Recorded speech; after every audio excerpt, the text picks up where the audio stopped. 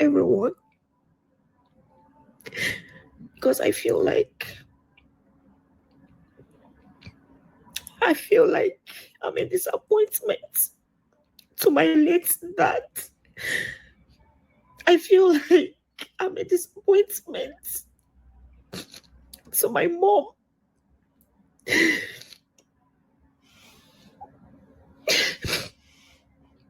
Because I have not achieved anything. And I don't even know where to start from if I go back home. So that's it.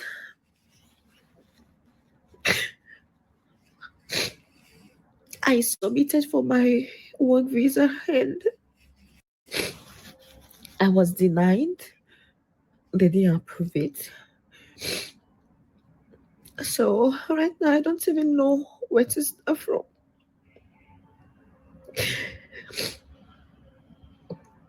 Life is hard. You see, abroad is not like what you all think it is. You guys know when we watch Nollywood movie, so when we go to abroad 1 year after, the person will make it and be rich. That is not the way it is. Abroad is very hard to some people. Okay, let's assume I study in UK or in Canada or anything.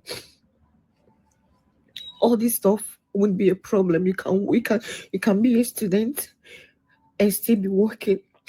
But in Asian countries, it's not like that. So I just want to advise all of you coming to Asian country. This is no way you will start a life. Sometimes even in the UK, a lot of people are crying.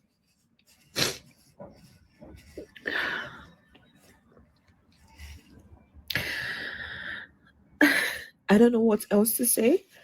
Well, maybe this is how God wants it. But my last word or my advice to everyone out there is, instead of you to be illegal in a strange land that is not your country, instead of you to be in a particular country, when you see police car coming, you'll be running because you do not have documents, because you do not have visa. It's better you go back home and have rest of mind. It's better you go back home and start all over again. It's better you go back home where you will have your own freedom. This is all I have to say. There are a lot to say, but these are just things I just feel like saying. You can stop it now. Thank you. Can you highlight the names so that I know who I'm talking to? Because thank you. Come again? Can you highlight the names? I'm not seeing. I don't know who I'm addressing. Okay. Mr. Mike, could you please unmute? What is your opinion, sir, on this video that just played? Wow. Adama, thank you for picking me first to say this. Is heart-wrenching. You understand? It's heart-wrenching to see our fellow citizen going through a difficult type of situation, because she's not making it up. It's a reality. And she said it, especially in an Asian country. I've never been that part of the world, so I cannot speak of anything about that world. But I live here in America. But I can say clearly, concur or agree to a lot of things she has said. Because either we like it or not, a lot of us came on a different level, on a different platform to this country that I'm in today. I'm a citizen here. But I can see the crisis that she's going through. I've had a little bit of it before I got, by the grace of God, I got to who I am today and I got myself situated. I mean, it's difficult. And I'm telling you, the part irony of our country or our society, if this lady go back, they would be blaming her. instead of giving her a red carpet welcome back home, that you've come back home, we're here to support you, we're here to help you, I don't think they will receive it. She will receive it, especially from immediate family, because already they're thinking she's in abroad. They have all opened their hands, waiting for that handout, waiting for that. Because I don't know, because it looks like I said, we so much kind of have the mentality of entitlement. If you live in abroad, you live in a foreign land, they are entitled for something from you, either you like it or not, and not knowing how hard it is for you to survive, not knowing your circumstances, not willing to understand the situation you're in over here. But all they're waiting for is for you to come and help them, to come and do what did they think that they are entitled to, because you're living in abroad.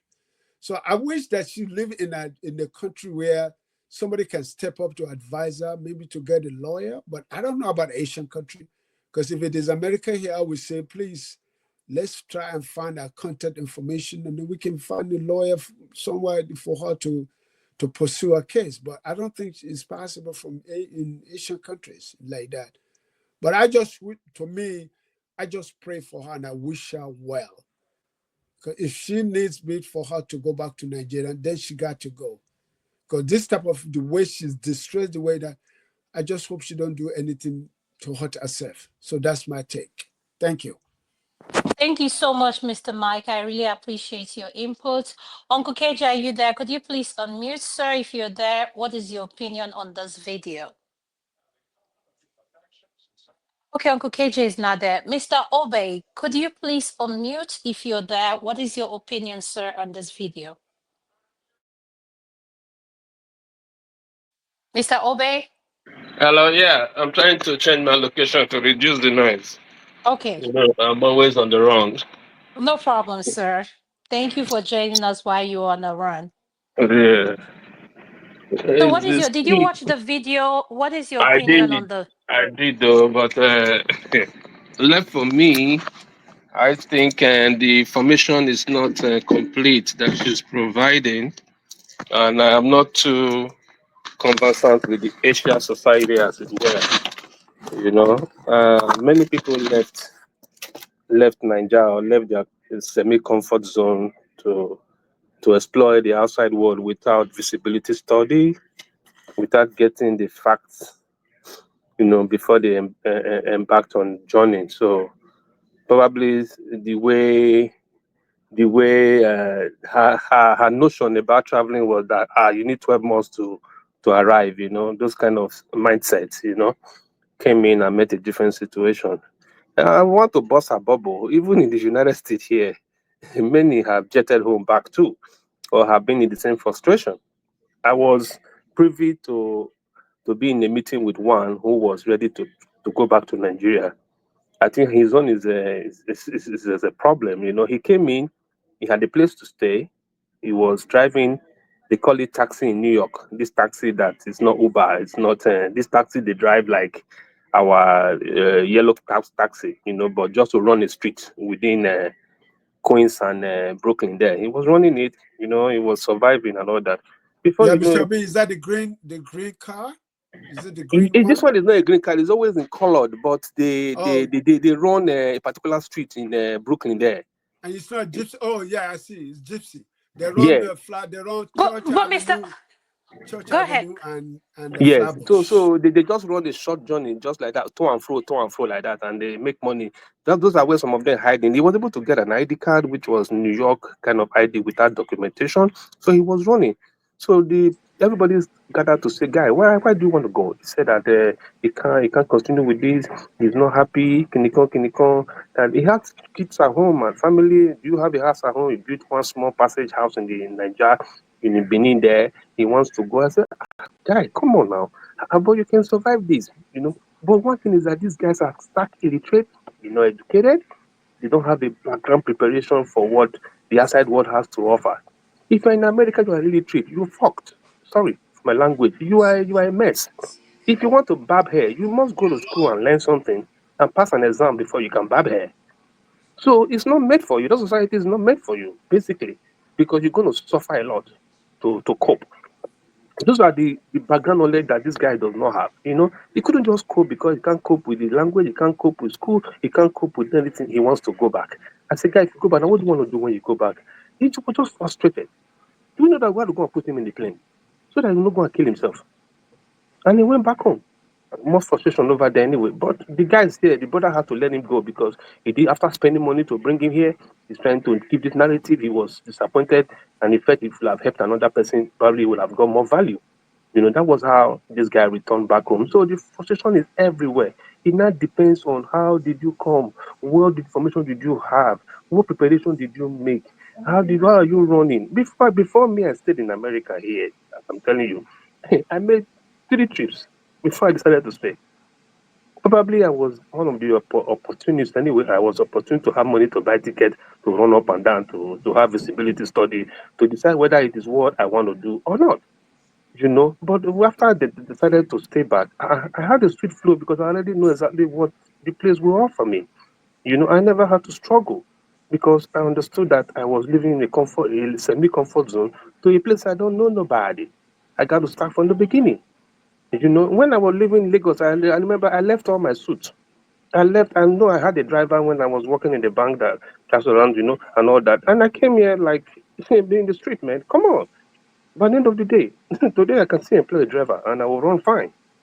By the end of the day, there was time to sacrifice. There was time to make study. There was time to understand where you are in.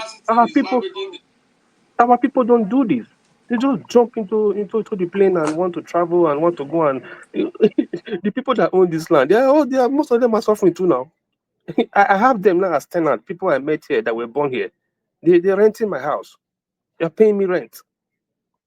Because they've been here stupid. So, guy, when you are living where you are anywhere, well, I was in the bank anyway. I was well trained. I understand the value of money. I was still, I was still on documentation when I had a credit rate that would buy me a house, because I understood exactly how those things work. So I clicked on it on time. And that is the way to run. People, they should get education, get right information before you board. Before I was traveling, Thank I you. had to ask all the questions in the world. I asked every question that I need to ask before I decided Thank to you. say, "Quick, let's go." You know. Okay. Thank you, sir. Uncle KJ, are you back?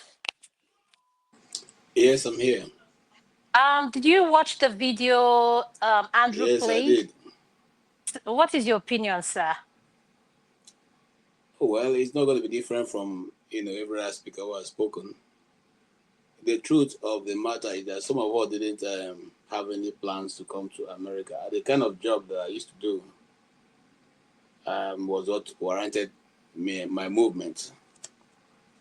So, having said that, I will say this: when I eventually came to America, wasn't I have come to America many times for holidays and gone. I'd never had intention of living here. However, when you decide to make that trip, you should be able to know that you are going to start from ground zero, because you're leaving your friends, you're leaving your family, you're leaving people you know, the system you understand. You're leaving the governance structure that you also know, and probably people you have met in the university and all that throughout your working career, to a place where you probably know nobody. It is a very hard mental battle you're going to go, emotional, mental. I must tell you, the first time I came and to stay here, for the first 6 months was a constant struggle for me mentally. You had to first defeat that mental war of you are now in a place where you know nobody, coming from a place where you can just call people at your fingertips and things are done. And now you get to a place where nobody even knows you. You don't know nobody. The systems are not even what you know. Many times I forget my purse, and that I'm hoping that I have money in my suit, and I go out and I discover that, look, it doesn't work this way. You don't carry naira here. You have to keep going with credit card wherever you're going and all that nonsense. So it was a big deal. It was if anybody tells not a big deal, is lying.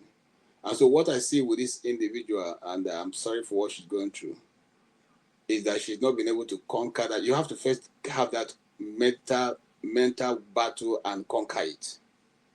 That yes, you accept to start from nowhere. And that's why when people, the other day I was talking with my wife and I said, when we read the Bible and it says that Abraham left, God said to him, leave your country and your father's house to a land that I will show you. We read it and think it's just a play. Until you make that journey, then you'll find out what Abraham went through. Even the time he made that journey, it was very dangerous to leave the comfort zone where to a place where you probably be taken for anything and probably lose your life without even having to have done anybody anything. So that movement to the place where people, when you speak, they even move their nose up like, you what kind of accent is that?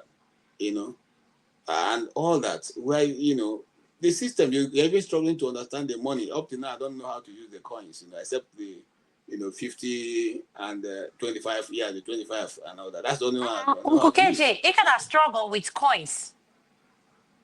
Sorry? Are you still struggling with the coins? Of course, I'm still struggling with the coins. I don't even try to spend it. I just pack it and put it one side. But that's not what I'm talking about here. I'm just simply telling you I'm simply trying to outline some of the struggle that a person coming in will have to face, because the values are not the same what you have, and the systems are not the same what you have. That's what this individual you see is talking about. And then your own expectation has to be turned down. You see, that's what she's suffering from. She has an expectation, but between this time and this time, I'm going to hit it, I'm going to make it big. How can you do that? Why can you even say that when you don't even know the land where you're going and how the system operates? How can you say that? How can you put expectations that you probably not be able to meet because you have not even found a level playing ground? So my advice to those who are here and probably having the same thing is, you have to beat this mental war. That yes, this land you get the good of the land, and that no matter what the situation is, you will make it. You have to first assure yourself that your leg is comfortably on a solid rock, and then the rest will be history. I tell the truth, it's not easy, even for me talking. In fact, as I'm talking to you now, I'm remembering, my first 5 months here. I had to pray to God to ask God, did you really make I want me to? Did you really say, or did I not hear you when you say move? Because just like Obe said, going from the top to the bottom, it's not an easy move. It's not an easy. I remember when I was talking to the attorney who was filing, some of our papers. She had to ask me, are you really a journalist? Because I couldn't even spell my name. That was how confusing it was. That was how confusing it was. So it's a mental struggle. But eventually, after those few months, it was like, the generator was switched on again. And then everything started lining up. So I'm saying that to say, for somebody who has gone through the struggle that lady is going through, it is not easy. And just like Obe said, at that point, people can flip and do what you can never, the unthinkable. So if you are related to them, if you are close to them, is to keep advising them that, look, you have not made a mistake. And if you keep faith with God, you can make it also. Because those who have made it don't have two heads. Like I said, people are born differently and people face different challenges. Some is much easier for them. Some is more difficult for them. Yes, And for sir. those who You're have right. dependents, and the dependents who already depend on them and hoping that, you have gone to this land where money grows behind the houses, it is more difficult for them to accept they're not making any progress. But here's a word again, I advise again. That's my last word. When you make the trip, give yourself 5 years before you begin to expect anything to happen to turn around for you. Thank you. Thank you so much, sir, Uncle KJ, for your words of advice. Andrew, before I come to you, I want you to play the next video, then I'll ask the question. I just want to say, you see, when you come from a country that's failed a citizen of their basic needs, my heart goes out to her. You can tell she's broken, and I'm telling you that the diaspora is not for the weak. Do your research. There is one thing Obe said. And I believe it's true. My dad always says school is not for everyone, but acquire a skill, something that you can be able to use to take care of yourself. Acquire a skill. Everybody doesn't have to be educated. And I always say that if you know that school is not for you, please acquire a skill that you can use to take care of yourself. And trust me, the diaspora will humble you. Please let go of your ego and your pride as you're leaving Mulisala Mohammed Airport. Drop those egos and those pride in that airport. Because trust me, America for sure will humble you. They don't care who you are, what you. So let's learn to cut down our expectation and be realistic before we make this step. And at the same time, the question I'm going to pose to Andrew before he posts the next video is, man, family members are one of the biggest problem. I think they think in America, Europe, they feel like money grows on tree. If they hear that you're going to America or you're going to Europe, for them is a lifesaver. They don't even take our time to ask you, how are you doing? All they will call you for is money, money, money, money, money. You can see her statement was like, she said she feels she has failed her dad, her mom, she's broken, she can't even go back. And we have so many of us here in the diaspora who are not doing well at all. There's no shame in it. If you're struggling, speak up so that you can get the help you need. But one thing I've come to realize with a lot of us, we have a lot of pride, ego. And there's a book I want to recommend to our viewers. Ego is the enemy. If you read this book, it helps you tone down your ego because we have too much of it. But before I come to that, electricity, your input on that video, then I'll go to Mr. Tone. Okay, then my question to you is, Andres, why do family members expect so much from people in the diaspora, given that lady's video? Thank you. Yeah, thank you very much. Do you want me to play the second video first before I speak? Go ahead, speak. I want Mr. Tone okay to comment on it so that it doesn't throw them Okay. off. Yeah, go Okay. ahead. It's unfortunate. I picked one thing Obi and KJ highlighted, which is expectations. Listen, it is those in the diaspora that actually give these expectations to those back in Nigeria. False expectations, as if money grows on trees here. Because when I came and I saw the way things are, I was shocked. Finally, I couldn't stand the cold. This is suicide as far as I'm concerned. And Mr. Wale said something, that guy Owanlele said something. We don't do our feasibility studies. And I happen to be one of those that didn't do the feasibility studies to know where I am going. No information, absolutely nothing. And so we just go into the deep end thinking that in 5 months or 6 months or 1 year, we are going to hit it big time. It doesn't work that way. My first year, I packed my things and I said, you know what? I can't take this anymore. I can't, because you can't walk. And so it was so depressing and the cold, oh Lord. I feel for her, honestly speaking. Like you said, which I totally agree with. If you have to go back home, then go back home. It's not an easy thing to tell somebody, go back home, because they will tell you no. And the ones that made up their mind to go back home, trust me, I think that's one of the best decisions they've ever made, for them to go back home.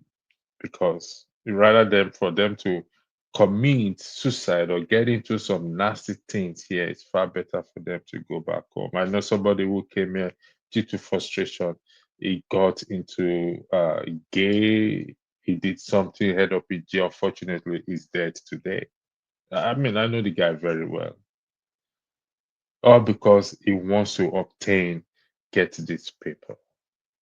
So it's if those of us in diaspora don't give these false expectations by standing by somebody says car is driving Pajero or whatever it is and take a picture and send him back home and giving this false narrative that money grows on trees here. I think those Electricity, back at please. Andrea, I just want you to. Could you please give us an example for our viewers so we can understand when you say false narrative? Could you please be specific? What for kind of for narrative? for example, when we were here, we were getting we were being paid 19 euros a week from the government. Would you believe that some people still send out of this 19 euros, they still send money home, not telling the people back at home exactly what is going on. They're giving this false impression, false narrative that everything is okay. When I got here, the first thing I did was to call my brother there because we were supposed to go to Port Harcourt. Nobody knew when I was leaving the country. I didn't tell nobody. No soul knew.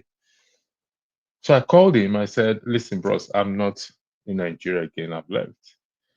And he said, "What do you mean?" So I gave him the number because it was a payphone. Okay, I said, "You can call me on this payphone so you to be sure that I'm no longer in Nigeria." So the number reflected. So he called me back. And I said, "Do me a favor. If anybody comes to you with expectation, tell them this is my condition. That is my saving grace. This is my situation. I don't work, I don't do anything. This is where I find myself." And so this is a false narrative I'm giving that tells you that we sometimes in diaspora give these people narrative that everything is okay. We have bills to pay. We have everything to pay. I told myself, I told a few people when they asked me money, or I said, listen, I equally have bills to pay. I have school fees to pay. So I'll tell you, I don't have. If I have, I will give to you. It's not easy. So that is the first narrative. If we will stop at that point of telling these people the truth, that you know what, this is it. I think before anyone will come, they will also think twice and say, listen, it's not easy. So just finally, my late brother was in UK here. I was angry with him. I sent him several letters until I came here. The only thing I remember that I said was that when I come here, I will shake his hand. And that was the first thing I did when I got to the airport, when I went to visit him. Then I shook his hand. But when I actually saw his condition, and I understand that, boy, this is the reason why this guy don't even attend to some of us. It's not easy. That's just the truth. But we have to learn to tell those people back at home the truth that it's not easy. Thank you. Thank you so much. In electricity words, Andrew word, he said, keep it real with people back home. Stop posting all those things when you know you're visiting a friend and you're posting it like it's your own thing. No, stop it. Stop misleading people. Say it the way it is. There is no, like Chim always say, there's dignity in labor. Mr. Tone, okay, what is your input on that video, sir? Sorry, do you mind if I just chip in one thing? Go If ahead. you don't. Yeah, like you said, education is not for everybody, which is true. One of the basic things anyone needs before coming to this part of the world is the ability to be able to read and write in English speaking country. Because if you cannot have this basic ability to read and write, it becomes more difficult. Honestly, I have seen where we go to social welfare and these people just can't even speak English and can't read and can't, and it's so annoying when you are there with them and you have to be saying, what are you people looking for here? Anyway, thank you. Thank you. Thank you so much for chipping that in. Mr. Tone, what is your input, sir, on the video? And electricity, could you get ready to play the second video? And the question I posted to Andrew was, why do people back home, family member, put this pressure on people in the diaspora, like put this expectation, and why, like Andrew said, the people living here and not forthcoming with the truth of what they're going through. Like they give this misleading thing about their situation, knowing damn well, excuse my language, they are struggling. Thank you, Scott. Thank you, sir.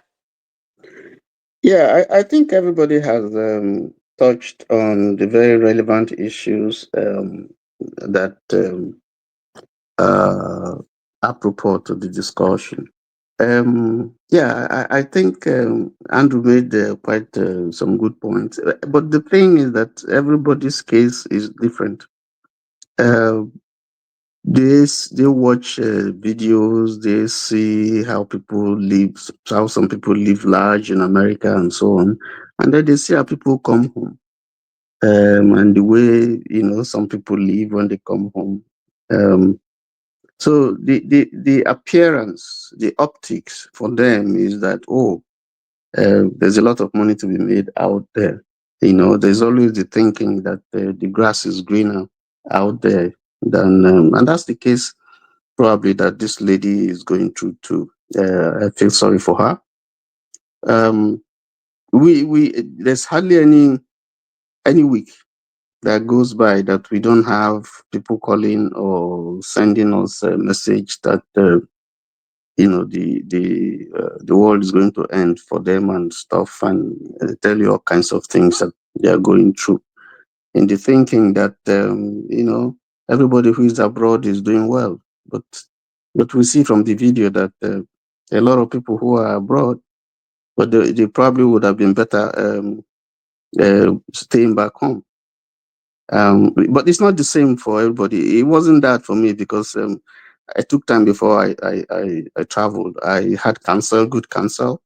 I stayed for 13 years for my to finally process my immigrant visa, and so I didn't have much problem. I had help here.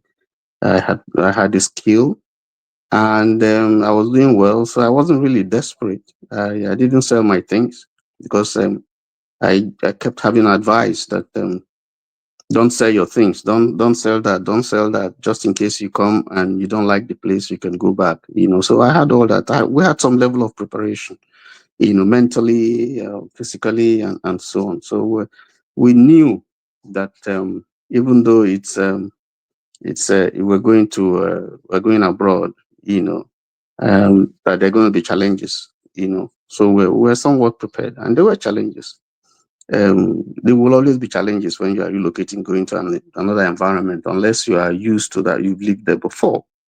But they don't understand that at home. They just think that when you go there, there's a tree and then you can pluck, money, or you can pick them on the streets, and it's unfortunate. I'll give you an example. I had one of the cases that I had was someone who called me and said I should send him 800,000 naira. Say that again, sir. That I should send him 800,000 naira. I mean, just said it, just like Like that, just like that. yeah, 800,000. So I said, okay, what do you want to do with that money? He said, there's this problem, there's that problem, there's that problem, and I just figured out that even if I send him that 800,000, it's not going to help his situation because he has a basic problem. He's probably going to spend it paying the debts that he's owing and then feeding and so on and so forth, and paying rent, and then he would still come back to the same problem. So I asked him, why 800,000? Why? Well, my pastor told me if you want to ask for money, you ask for something big, and so on and so forth. I said, okay, I don't have that money. Why? You just change a few dollars and it's big money. And I don't have that money. I don't have. I couldn't believe it because there's a picture that he has in mind. There's something that's been painted that everybody who is abroad, doesn't have responsibility, doesn't have family problems, doesn't have dependent relatives, and doesn't have anything, doesn't pay any bill. So that's the picture. And I think this video that you play is very apropos. It's very relevant because people should know that it's not bread and butter, coming over here. I don't know what part of Asia she is in. I don't know her story. I don't know what Mr. challenges. Tom, Mr. Tom, can you wait 1 second before you further your listing? You're going into the second video. So please, if you don't mind, could you wait? Electricity, would you go ahead and play that other video? Thank you, sir.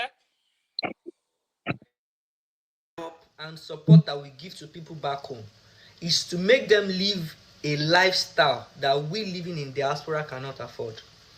Let me give you an example. You are supporting somebody to pay his or her rent and is living in a 2-bedroom flat on Nikon. What is he doing with 2-bedroom flats? Tell me, you living in diaspora, let's say you've been in this country 2 or 3 years, is it easy to live in a 2-bedroom flat? Most people live in a shared room. Some live in a single room with a single bed. Because you cannot afford to live in 2 beds. Are you whining me? Is it that easy? They live in 2 beds. Some of them, one fit spread ashore. Some of them. Another thing is here, you ensure that every public facility that is available to you, you use it. Them back home, they cannot use BRT. Their children cannot go to public school. They are going to bill other people. They will not take their children to public school. They'll be disturbing some other people to come and be paying some of them. Lastly, you know that if you want to give birth to a child now in this country, you and husband, we have to speak about it. Talk about Shishela night so that do you understand? They don't care. Time to if you want to go to work, you wake up 6 a.m. to catch a bus or catch a train. They can sleep by 12. Lastly, one man your boss share person wey no get money suppose they pick. If you don't get money, you no suppose they picky. Anything wey dey on ground make you do. Nigerians are always picky. Share you in diaspora, are you picky? Oh, kinube. Oh, nule. Oh, for toilet. People in Nigeria that does not have money, that will bill other people, they are always picky. So we are helping some of the time. We are helping them to live a lifestyle that even we can't afford to live. My food is burning. We are helping them to live a lifestyle we are not even capable of living. It's good to help your family. Me, I don't know. If you are not my family, get some things maybe I know if you do for you. Because I know my family's got me. Even before I came here, they've been with me. And I still used to tell my family, my younger ones, that Alaye, do this, do this. So you cannot just bring any billing to me where some school make it come. People here gone. Those lives they are living, you can't even live it here. It's even before you start living it here, I think 15 years. Go to the man need big space, go a comfortable day. Nigerians. Thank you so much, Andrew, for playing that video. Mr. Tom, before I come back to you, this guy reminds me so much of Show. Show, this is a shout out to you for posting this video on the moderators platform. Thank you. I just want to give you that credit. He reminds me of Show in so many ways. What he said is so true, including family. And I always say this, have your let me wait. Mr. Tom, go ahead. Yes, I was just laughing when I was hearing that. I speak Yoruba. I was born in Yoruba land, so I Oh, understand you all were that. understanding everything he was saying, Yes, right? I understand. I understand. I just laughing. Let me just give you 2 scenarios. One quickly. I got a call from somebody. He never called me, but it's my friend on Facebook. I know him, and this is the first time he's calling me. And he said to me, she lost his wife.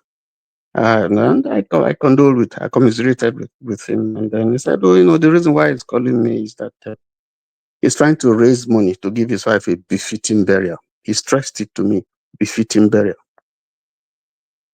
And he's not working, but he wants to give his wife a befitting burial. So, and he mentioned some amount of money. He didn't say, send me anything, because I would send him something.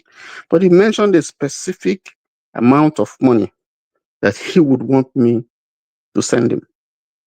And I said, I condole with him, but I didn't send him that money.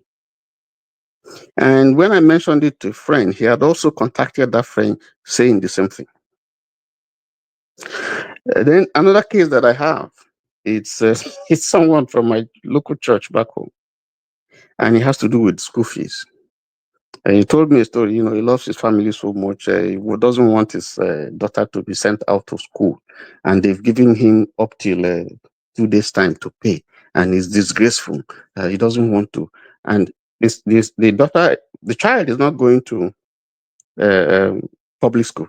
He's going to private school. So I should please. This is the amount. He's going to send his account details so I can pay him some money. I told him I won't give you any money. I won't. I will not give you. Point blank, I won't give you. If you can't pay your child's school fees, take the child away from a private school. Take the child to public school. And he took offense. And what happened was that, he switched off, he wasn't calling me. The next year he called me again. And he was making the same type of demand. So what I was just laughing. So when you were playing that, and that's true. You have to tell people the truth. They don't accept it. They find it hard to. They think you are mocking them. They think you are no. You have to face your reality, because you can't keep on begging and begging and begging and begging and begging this person, begging this person, begging this person, and so on and so forth. Some people just have. I don't blame anybody. They don't plan their life. They don't plan their family. They don't plan. You don't bring children in this world. And then I know people can, things can happen, and misfortunes and so on, and people can suffer. Life is not always very smooth. Yes, I understand. I've gone through my rough times, but you see, the idea that when you are facing a challenge, you don't recognize that you are a challenge. You want to pretend about it. That's part of the problem. That's part of the problem. You must be honest to yourself and to your family. So what are the things I'm doing that I'm not doing well? I have to cut down here, cut down here to survive. If like you said, if I can no longer pay for, I'm living in 3-bedroom, or I'm living in Ikoyi or Victoria Island, and now something happens and so on, and then I don't have the funds. I've retired. When I was working in a bank or something, and they were paying this thing for me. Now I'm retired. My resources cannot carry living in Victoria Island. So the question is, what do I do? You can't pretend to be living there and face the harassment from the landlord and so on, and because you want to keep your social strata and all that. And so there's a problem. You have to address it. Because if you don't, your wife will leave you. Your kids will not have respect for you. So what do I do? You look for, you cut your cloth, you cut your coat according to your cloth. And that's the reality of life. But you don't let that dampen your life and your enthusiasm and so on. You are down, you must accept that you're down, and you can't go further than that. So the next thing is to go, but you must accept your reality and know that yes, things are bad, and then we can't continue to live this kind of borrowed life. We have to be realistic, and we have to plan with the resources that we have. Thank you So so much. yes, Yeah, go ahead. So in summary, I'm just saying that they don't have the picture. Maybe like Andrew said, we don't really give them the picture of what it is here, the true picture. I came back from Nigeria. I knew that I was the last time I was there That's was 2.5. yes, it was in 2020. Okay, so we went late last year, but I knew the challenges that I was going to face. So we're ready, we're ready to deal, but you can't satisfy everybody. Thank you. Yes, but even then, you have to be realistic. You have to let people know this is the much I can do. I can do that. I can do that. I can do that. I can bring you down to America. It's not that easy. If anybody tells you that, it's not easy. So I think that's part of the problem, why they relate to us that way. Once they have that kind of understanding, I think it's better whether they believe it or not. I think that's what we have to let them know. Thank you so much, Mr. Tone. Mr. Mike, I wanted to ask you a question, sir, in regards to the video we watched. And before you respond to that, um, the second video of the guy saying, the life people back home live. When I see people saying, oh, I'm taking care of this person back home, I have to do this thing back home, people back home are really having a good time. They're really enjoying their life because they're not on a schedule like we are. There's a Absolutely. system here that the way things work. And another thing, are we like what Andrew said? Are we misleading these people when we go home? There was a comment in the chat that said, when we go home with display, like when we display. Now, let's be clear. Some people who display what they have can afford it. Some, but most who display cannot afford it. So let's be clear on that. People want to be like E-Money, Obi Kobana. You don't have that kind of money. So, Mr. Mike, what do we in diaspora, what do we need to start doing differently for people back home to come to this reality that things are not quite the way they think it is here in the diaspora? Oh, okay, Adama. Thank you for that question. I think Mr. Andrew, Mr. Lettuce has said most, and Tony has said the critical point that we share the blame of the idea of how diaspora, how abroad looks like. We are part of the problem that we create. Because when I was listening last year to the Nigerian Report Economy, how much remittance that we diaspora made to Nigeria, we are the second. That's to Nigeria. It's like in billions of what we remittance back to Nigeria as the second thing in Nigerian economy. So you see how big is that? And when you look at it, the money that we send is not for investment, because the money that we send is to support individual habit. And I watched the video, the last video is very hilarious, and it's a fact that the gentleman speaks to, because I'm Yoruba. I understand deep exactly what he's saying, because we are part of it. Because when we come here, we show that we have arrived, we have accomplished this and accomplished, which in a lot of times make people think abroad is that way. And then again, when you look at it too, like here in America, American foreign policies portray America itself as a big brother. So a lot of people sitting back in that it's not here, when they see American or Europe, they think it's all bed and roses. Everything is being made and everything is easy to achieve, not realizing the competitive edge, the hard work you have to put in. Like you said, Nigeria is, when I go sometimes, like we're a part of it, because when we go to Nigeria, we like to display to them that I've got it. I'm like this, not knowing that it's not easy. Because I give myself an example that I was corporate of it. I was part of it, because when I went to bury my dad, who was 94, I have to bear the whole expenses of everything, not knowing that. So, don't you have siblings? Yes, exactly. You have siblings, but when they fold their hands, you want to do this. I don't have. Adama and my platform, everybody will testify if you have experienced that. If they don't have, what do you expect? When somebody tells you that, look, you take part of this, I take this, I take that. We divided the proportionate,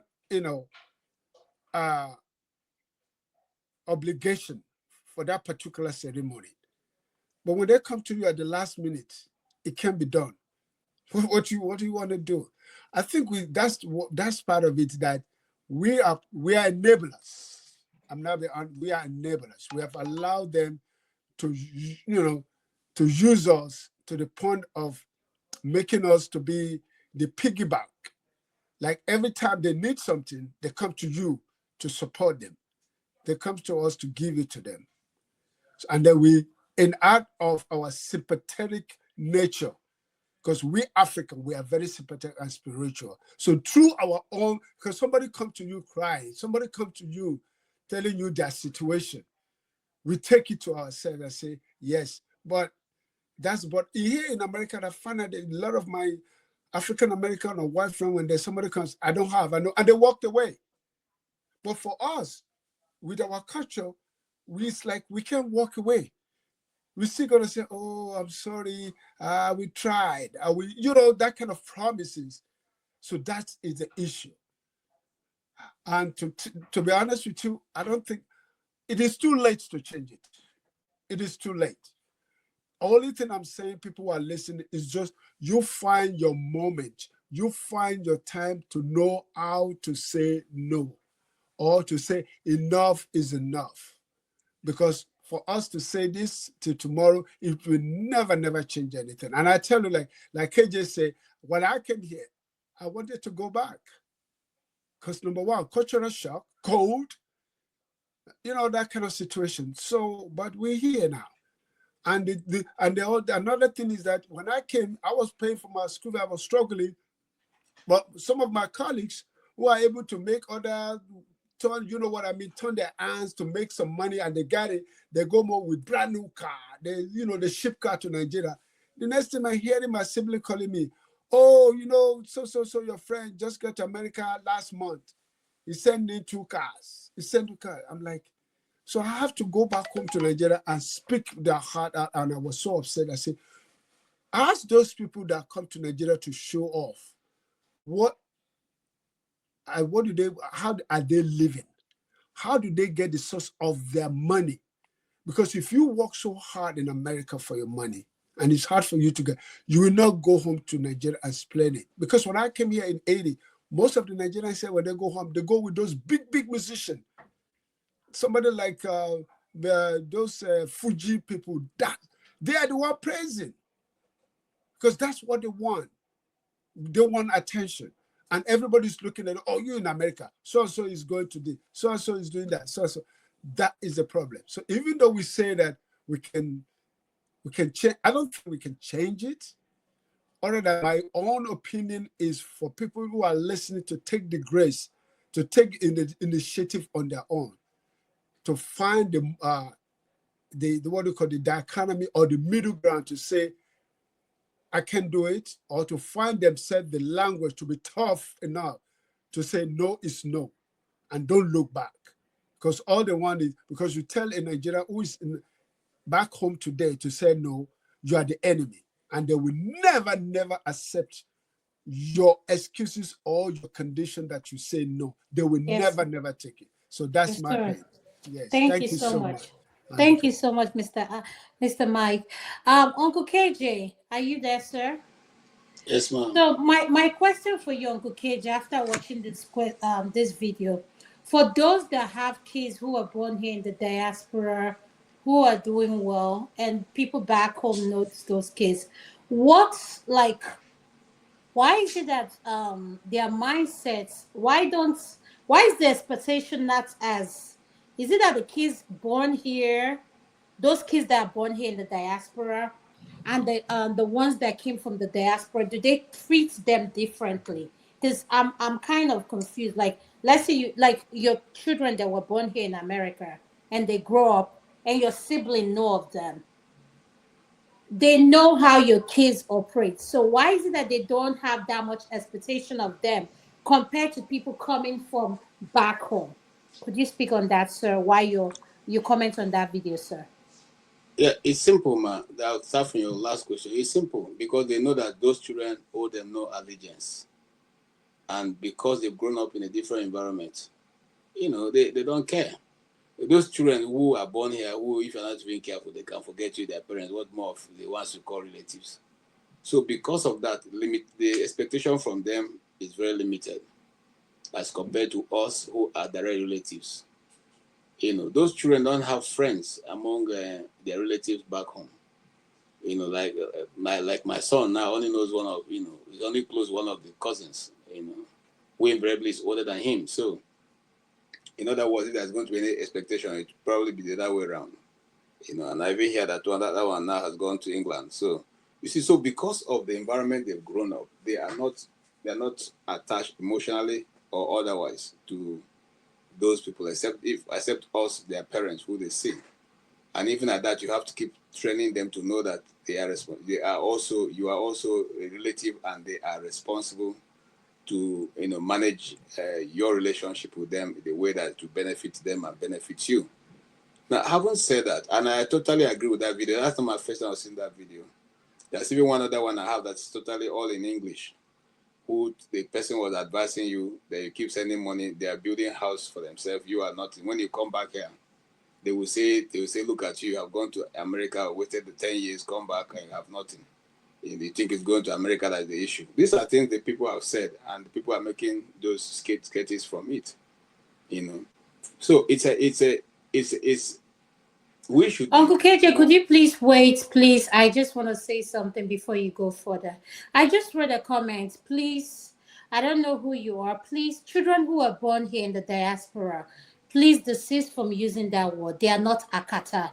If you don't know the meaning of Akata, please do your research. These are kids that came out of you. The floor is dry now. So please, if you think that your kids are Akata, please, you can refer to your own children that way. But your children, my own children, and the people I know on this panel, their children are not Akata. And please, we need to stop referring to people that way.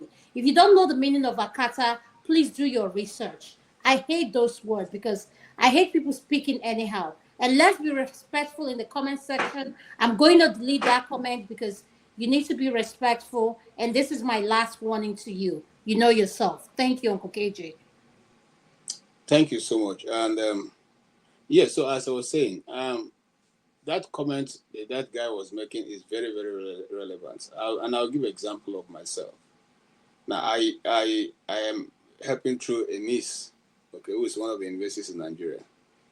And before she left for the university, I said to her, don't go to university and begin to say you're a beautiful girl. You're walking dog walk, cat walk, pussy walk, whatever walk. That is not the purpose of going to university. You are going to university to acquire knowledge. No matter how beautiful you are, when you are living in university, they don't give you certificate saying you are the most beautiful girl on campus. You used to do catwalk and dog walk. Nobody remembers whatever you did, whether you are dressing well, not dressing well in the 4 years, or in her case, 5 years in which you are going to be in the university. But they will remember you because at the end, the university will give you a certificate reading. You have been found, you have been tested, and you are found honorable in character and in learning. So go to the university and do the work that you went to do in the university. But true to that, she went there, and in fact, because she was going to university where I have friends who are lecturers, they took her in, and the woman had to call and say, look, I'm expelling your niece from my house because I don't think I like her, the way she's putting up, I don't even want her, the way she's letting with my son. And the woman has only one son. And, so I said, madam, to do whatever will be, will help you take care of your home. So now she had to live there, free house, free accommodation, free food. And now I have to be the one to cough out 180,000 naira to get a hostel. And that increased the cost of her going to school, minus her upkeep, minus her transportation, minus her fees. Now, why do I bring this example? That same individual went and did exactly the opposite of what I said because he believed I had an uncle who always sent money to meet up the need. Eventually, she has a 1 year carryover, and she was hiding it for me and telling me that, the lecturer who was registering. I'm sorry, I'm taking my time to explain so you know how these people want to use us. The lecturer who was registering her and made her to remove a core course she didn't know. So now that's why she had to do a carryover. I said, my friend, shut up. I taught in Imo State University for 2 years. What are you saying? There will not be no lecturer who is examination officer that will tell you to remove the core course. There's one called core course and the other one called electives. Electives is the one you are free to select. Core course, nobody removes it. So because of that, I called direct to the school. I said, I want these results. And they sent it to me. She has 14 carryovers. And now the school has increased school fees. So I'm going to pay double of what I was paying before. And I called her. I said, you see, if I decide to remove my hand now, they will say, this is your uncle self. He's a wicked man. And money they grow for back of trees in America. They can't just change careless $100 there. And you'll be able to meet this need. And he's not agreeing. Wicked man. That is the situation we find ourselves. They will see you think that every money you make. In fact, some of them, one person called me and said that they hear that an hour's work. He just asked me for 1 hour work, which is about $50. I said, come, I'll be Donald Trump. Then they pay me $50 for 1 hour. Come and do 1 hour work and get $50 from inside. Now let me see how that happens. So these are the mindset they have. The reason why they keep putting pressure on you to do and do and do. You know, one called me. He had been given a chief's title, so he wants to go and collect. So he wants to be able to, meet up all the things he needed for the chief's title. I said, congratulations, my brother. You know, the last time you called me, you had a stroke. Say yes. And I sent you money for drugs. Say yes. This time, since you chose to use your own hand to go and collect chief's title, please find how to finance it, because I'm not going to do that. So we must be able to say, just like the last speaker said, we must be able to say no. We won't do that. If you want to use your money to do it, it's not my business. Okay? It's not my business. But I didn't come to America so that I become a money machine for you people to meet up your needs. They will tell you that they're going to die now. And then you send that money. I give you another example. One called me one day, one Friday almost evening. Me and my daughter, we don't have food. She has 2 daughters. We are dying. No, we are dying. We have not eaten for 3 days. We are dying. I said, okay, so what do I do? Even if it's whatever you can send. I said, look, I don't have any money to send to you now. He said, even if it's $50, send for me, please. Even if it's 20, in fact, even if it's $5, send. I said, okay, I'm going to send you some money. So I sent her $40, which came to, of course, we check it, know what it came to. Now, when I sent her, I was expecting her to respond. Look at they hear me, so that when they are saying no, you'll be confident to say no. She didn't respond. 1 hour passed, 2 hours passed, 3 hours passed. I called her. She didn't pick. I called her again. She didn't pick. Because I thought she had not seen the alert. Then eventually, after about 5 hours, this person who wants to die, herself and her 2 daughters don't have anything to eat. I called her, I think around 9:30 to 10 about their own time. I said, did you see the alert? She said, yes, she saw it. The time she saw it, it was raining, my brother. It was raining. She just said, Are you serious? I'm telling you, Ada, I'm telling you, true story. Say, it was raining. So just say, we have to come to enter this rain now. Go ATM. That would be too much. So she just say, make it just do that till Monday, Jared. This is Friday. That person was about to die. They didn't have food for 2 days before this call was made. She left. They said when it reached Monday, she will go and collect the money. So I sat down to myself. I said, man, I won't say I've been played, but I have learned a big lesson now. So no matter how much you're calling me now to say the person want to fall from the sky, if there's not, if I'm not moved, I will not faint. And if I'm giving, I'll give because I know that I'm not giving because of what you tell me, because I've been, my spirit that is settled me to give you. It taught me a big lesson. After that, I sat and said, no, this is a lesson.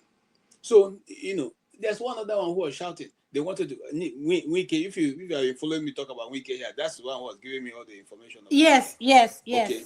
Wike want to throw them out of their area 10 house. They've been there for 30 years, blah, blah, blah, blah. We all mobilized, got our money. The moment that money was reached her hand, my daddy today, the other day I saw her posting, her picture in her, they went to one of them like her husband, looking good, enjoying themselves. You can see that they are enjoying themselves, drinking wine and all that. Me, when I there in America, and then they drink wine. Okay. But Uncle KJ, can I ask you something? Why do you guys fall for this? Like, you guys are your empathy level for people who are back home compared here in the diaspora, it shocks me. Like, why do you fall for, like, what changed your mind regarding those 2 incidents? Like, what made you said, I'm going to start doing things differently? Because we believe. You see, an average, and just like the other, the first speaker said, the other speaker said, we are very sympathetic. We are communal in our lifestyle. We want to see to help each other. We're not like the white guy who will tell you, I don't have, sorry, and that's all. He doesn't give I don't want to do any word that I won't like. It doesn't bother him whether you are going to die the next minute or not. I told you sorry, and that's sorry. I mean, man, come on, move on. I mean, you don't have to ask me again. That's what they will tell you. But for us, we are communal. We are very relational. We are very, brother's keeper. And so we come with that mentality here. And my wife is even worse than myself, because nowadays she don't even tell me before she send the money. And only for me to discover it, I said, you should have asked me before doing this. Hey, well, the person was just calling me. I said, that's how they keep calling you. They'll keep calling you because you're always giving. The truth is, my dear sister, I learned my big lesson. And now I become born again in the area of giving.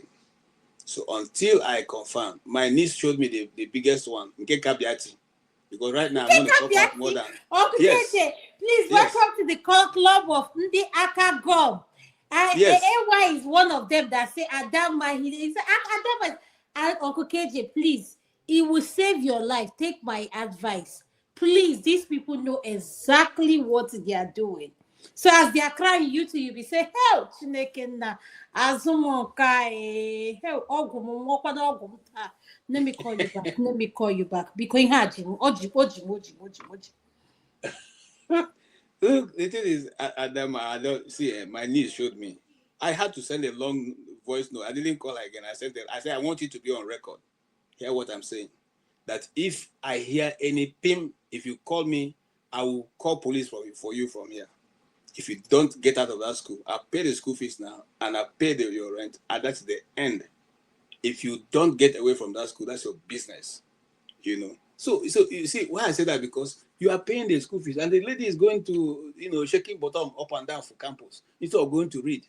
The same thing which you said, and there are many of them like that. Cousins and nephews who think that you are here because of them. So even if chicken pass, they will find a story and tell you why they need to, get some money from you, because they want to go and buy shawarma. My nephew, excuse me, is buying shawarma for 21,000. But money you're not making. You are buying shawarma for money you're not making. Excuse me, your uncle who went to the university, during my time in university, I was drinking Gary and my jeans, and all t-shirts. I was drinking Gary. You are chopping shawarma and eating chicken. And I should be done providing it, eh? Well, that has come to an end. And that's all I will have to say. Thank you, Ada. Thank you so much, Uncle KJ. I'll come to you, Andrew. Andrew, what is your opinion on the video? I think Obi is here. I don't think he has spoken. I'm not sure. I don't know. Okay. Just to buttress what KJ and you see, KJ, I have sent somebody money home. I think it's about 10 euros. At the end of the day, what did they say? Ordinary 10 euros. Did they send me? It took them days to acknowledge that. Please, can you repeat that part again? Ordinary words. The person said ordinary 10 euros. That sorry.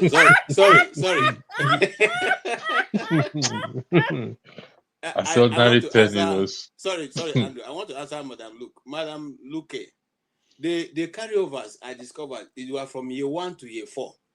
She, in fact, some of the years, like if I can count it for you, because I asked her to send me every of those reports.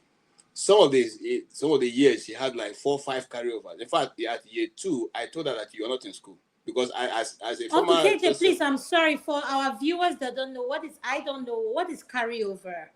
Carryover is that you failed the exam, you have to sit for it again. Oh, you mean repeating? You're repeating you're repeating the course in Nigerian again. system carryovers. Okay. Yes, and those carryovers, if you did it in your first semester, you can only come back after 1 year to do it again.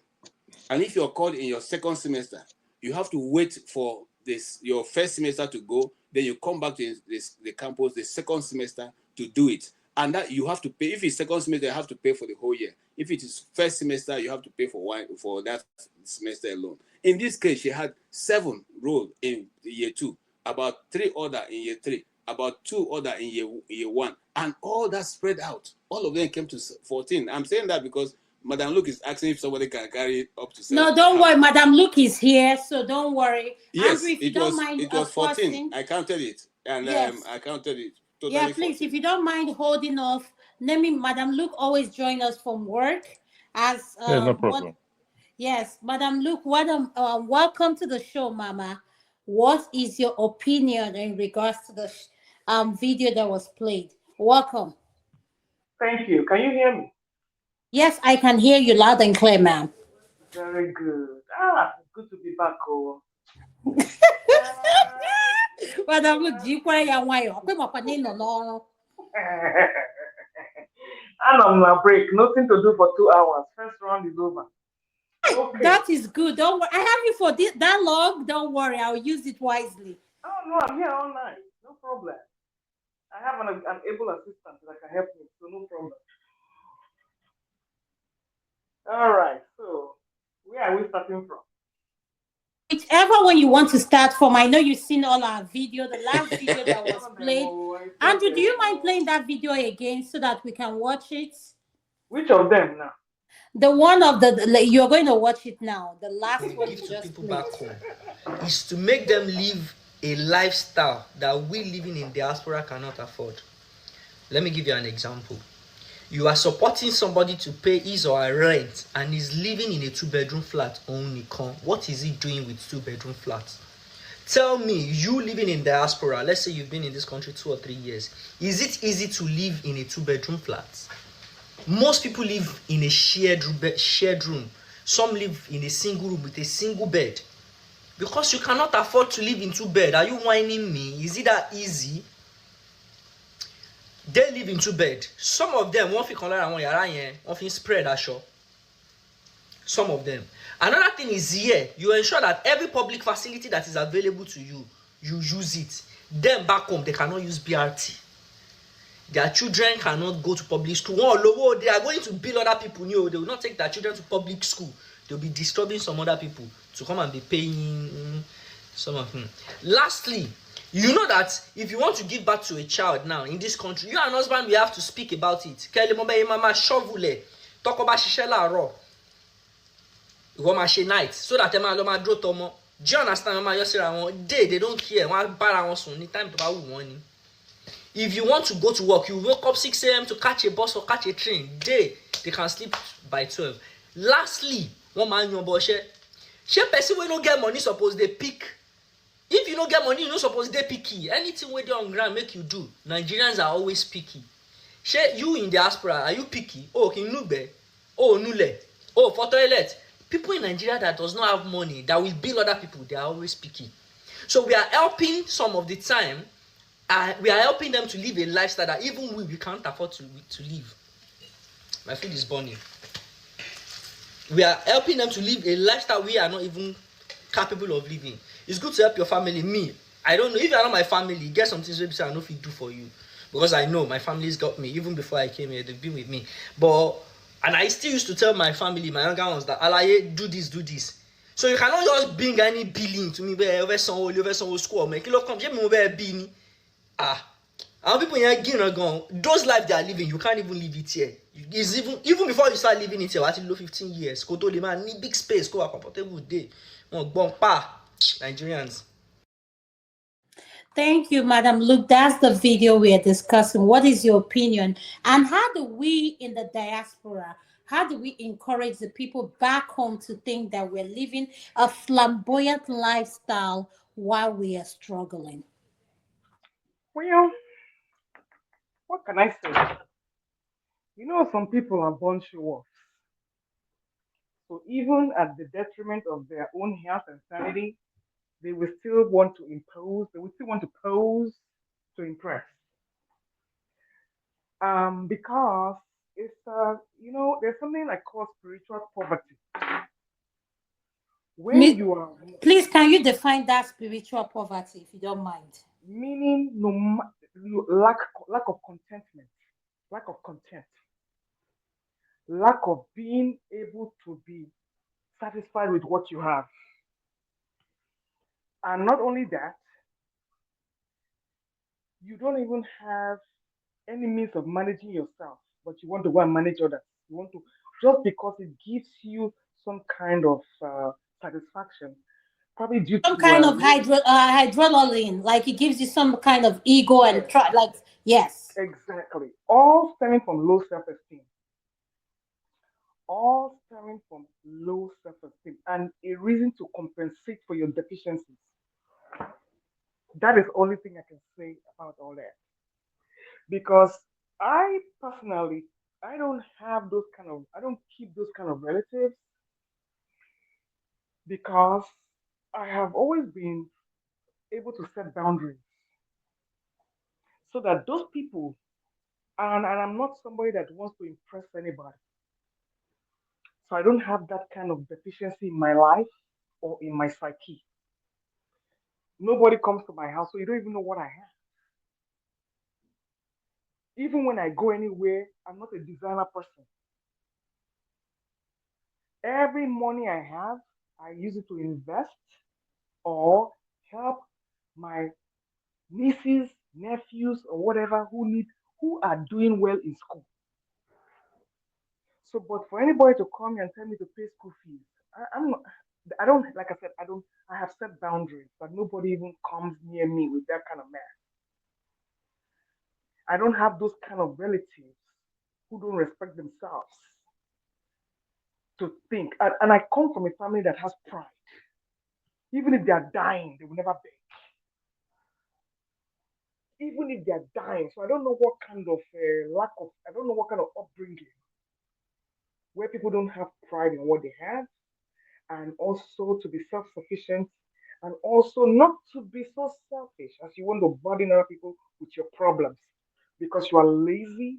And no, the typical Nigerian is lazy. Do you understand me? No job, any job they do is beneath them. They don't want to be seen doing this. They will wear the best clothes, but they have nothing to show for it. So I just think it's a bunch of low self-esteem and spiritual poverty, meaning you lack a sense of contentment, and you were not raised that you could struggle on your own 2 feet. And so you always want to piggyback on somebody else and latch on somebody else because you are a total failure and you have nobody else to blame but other people. It's always somebody, some excuse. Now, in a situation where you have people in Nigeria, not all of them, some of them are just hard on their luck, down on their luck, either due to medical condition or whatever. I can understand that. But the average Nigerian is lazy. So how do we stop that from happening where we have to go over and above to settle those in the diaspora, in the Nigeria and the homeland? You can never stop it. Okay, madam, look, I have a pushback before you go further. How did you come to the conclusion that the average Nigerian is lazy? Look. You see, when you say lazy, I'm talking about mentally lazy and physically lazy. Yes, now you're talking my language. That's what I want to hear. See, Mentally lazy. mentally lazy. You know, and the educational system is so backward that it doesn't even teach self-reliance. It doesn't even teach, you know, pride in yourself. Everybody's always looking for that get rich quick, fast means. You see them, you have people write their exams for them. You have people, there's nothing they will not do in that country because they can see the end, but they know to work there, they cannot do it. And it shows in their lifestyle. They cannot fight their government. They cannot protest. Everybody's afraid to, when everybody want to go to heaven, but nobody want to die. And then if you stick your head out, they will be the first one to throw you under the bus. Who in their right mind will you come you come back to home? They will telling you, see people that cannot even feed themselves. They're not telling me that I came back home that I came back empty-handed. Can you imagine? Can you imagine? I came back empty-handed. I walked, and hey, things didn't work out, but at least I have something to show for my life. I came back. So with all your 30 years in America, this is what you came back with. Am I supposed to please you? Did I go there to work for you? So what's your business if I came back empty-handed or if I didn't come back empty-handed? What exactly is your business? Are we in competition? Life is not a competition. I don't compete with nobody. Like I said, nobody even comes to my house. Nobody knows what I have. I'm assuming, like I said, designer, I'm not into it. I'm a thrift store girl. I spend most of my life in the thrift store getting used clothes. And like somebody was telling me about Dirty December. Honey, this lady is an Agbero, Africa when it comes to work. That Dirty December where people were going to spend money, these Oyibo people were busy lighting Christmas trees. I was collecting all their shifts. Anyone that calls up, I'll say I'm available, please. And they were paying. The hospital was paying through their nose to get us here to come and work. I'm an opportunist. I make hay while the sun shines because I have about 10 years more to retire and I want to make it good. So all that competition people are doing in Nigeria, going to build houses that you only stay one day, one week in a month, in a year. I don't do that. The only house I have is my mother's house and my father's house. If I cannot live in those two, sorry. My husband's house, I'm not even interested because that's village community living. I'm not into it. I don't want anybody in my business. So I go to we already have houses that I can go to and do all that. So you see, how can you stop it? No, we can't stop it because we have a bunch of show-offs who will not take care of their own business, but will rather go and show off in Nigeria and then make a mess of their lives. So that's what it is because we are enablers. Say that again, please. Please repeat that word. We are what? Enablers. You know when you have an Thank you. Thank you. So we like finding people ego. Want them to hear what they thank you. Can you imagine my dear panelist telling me somebody has 14 carryovers? You know what? I will not even pick up your phone call. What's that? Now, how many courses do you take in a year? Is it 14? So when was this carryover mounting? Do you know what it is to have 14 carryovers? That means for every goddamn year you have 4. And they say allow you to come and register in school. Yeah. Nigeria don't suffer. If it was when I was going to school, you would be in you will be kicked out. You're going to be an academic probation because you can never catch up. How do you go and do 14 carryovers? Does that make sense? Is that real? Is it like we didn't go to school in Nigeria? Are you asking me, Madam Luke? Yes, Uncle KJ. Yes, that's a question. Oh yeah, let me tell you how it happens. The school system has shifted slightly. Like when we were in the university, there's a particular number of credit load that you can carry, and now I think it has been increased a bit or reduced, by the way. So now what happened in her situation, because I called the school and I wanted the result right from the school they sent to me. What happened is that in her year 1, she carried 101 over. In year 2, she carried 201. Yeah. So she carried over from year 1, year 2, year 3, year 4. She had all carryovers in different. But so Uncle KJ, when they do that carryover, don't you pay for all those 14? It's not free. Yeah. So what happens now is that the school say, well, they can allow her to return an extra year, by which she needs to, be able to meet up all that. If it's when in Nigeria University was still Nigeria, in my time, they would have advised you a long time ago to withdraw. Thank you, because that's too much. That's 14 is too much. Yeah, in fact, not only that. When you have 101, you cannot do 102. So what exactly is that? So that's what happened. You carry over 101, you still carry the 201, okay? Okay, Madam, look, you've confused our viewers now. We don't know what 101 is. Please speak in the terminology that 101 is the course. It's called prerequisite. Yes, is a prerequisite. Yes, I understand what that is. Okay. So if you do 101, how can you carry over 201? You didn't even do 201. Hold on. How do you carry over something you didn't even do? That's what I'm saying.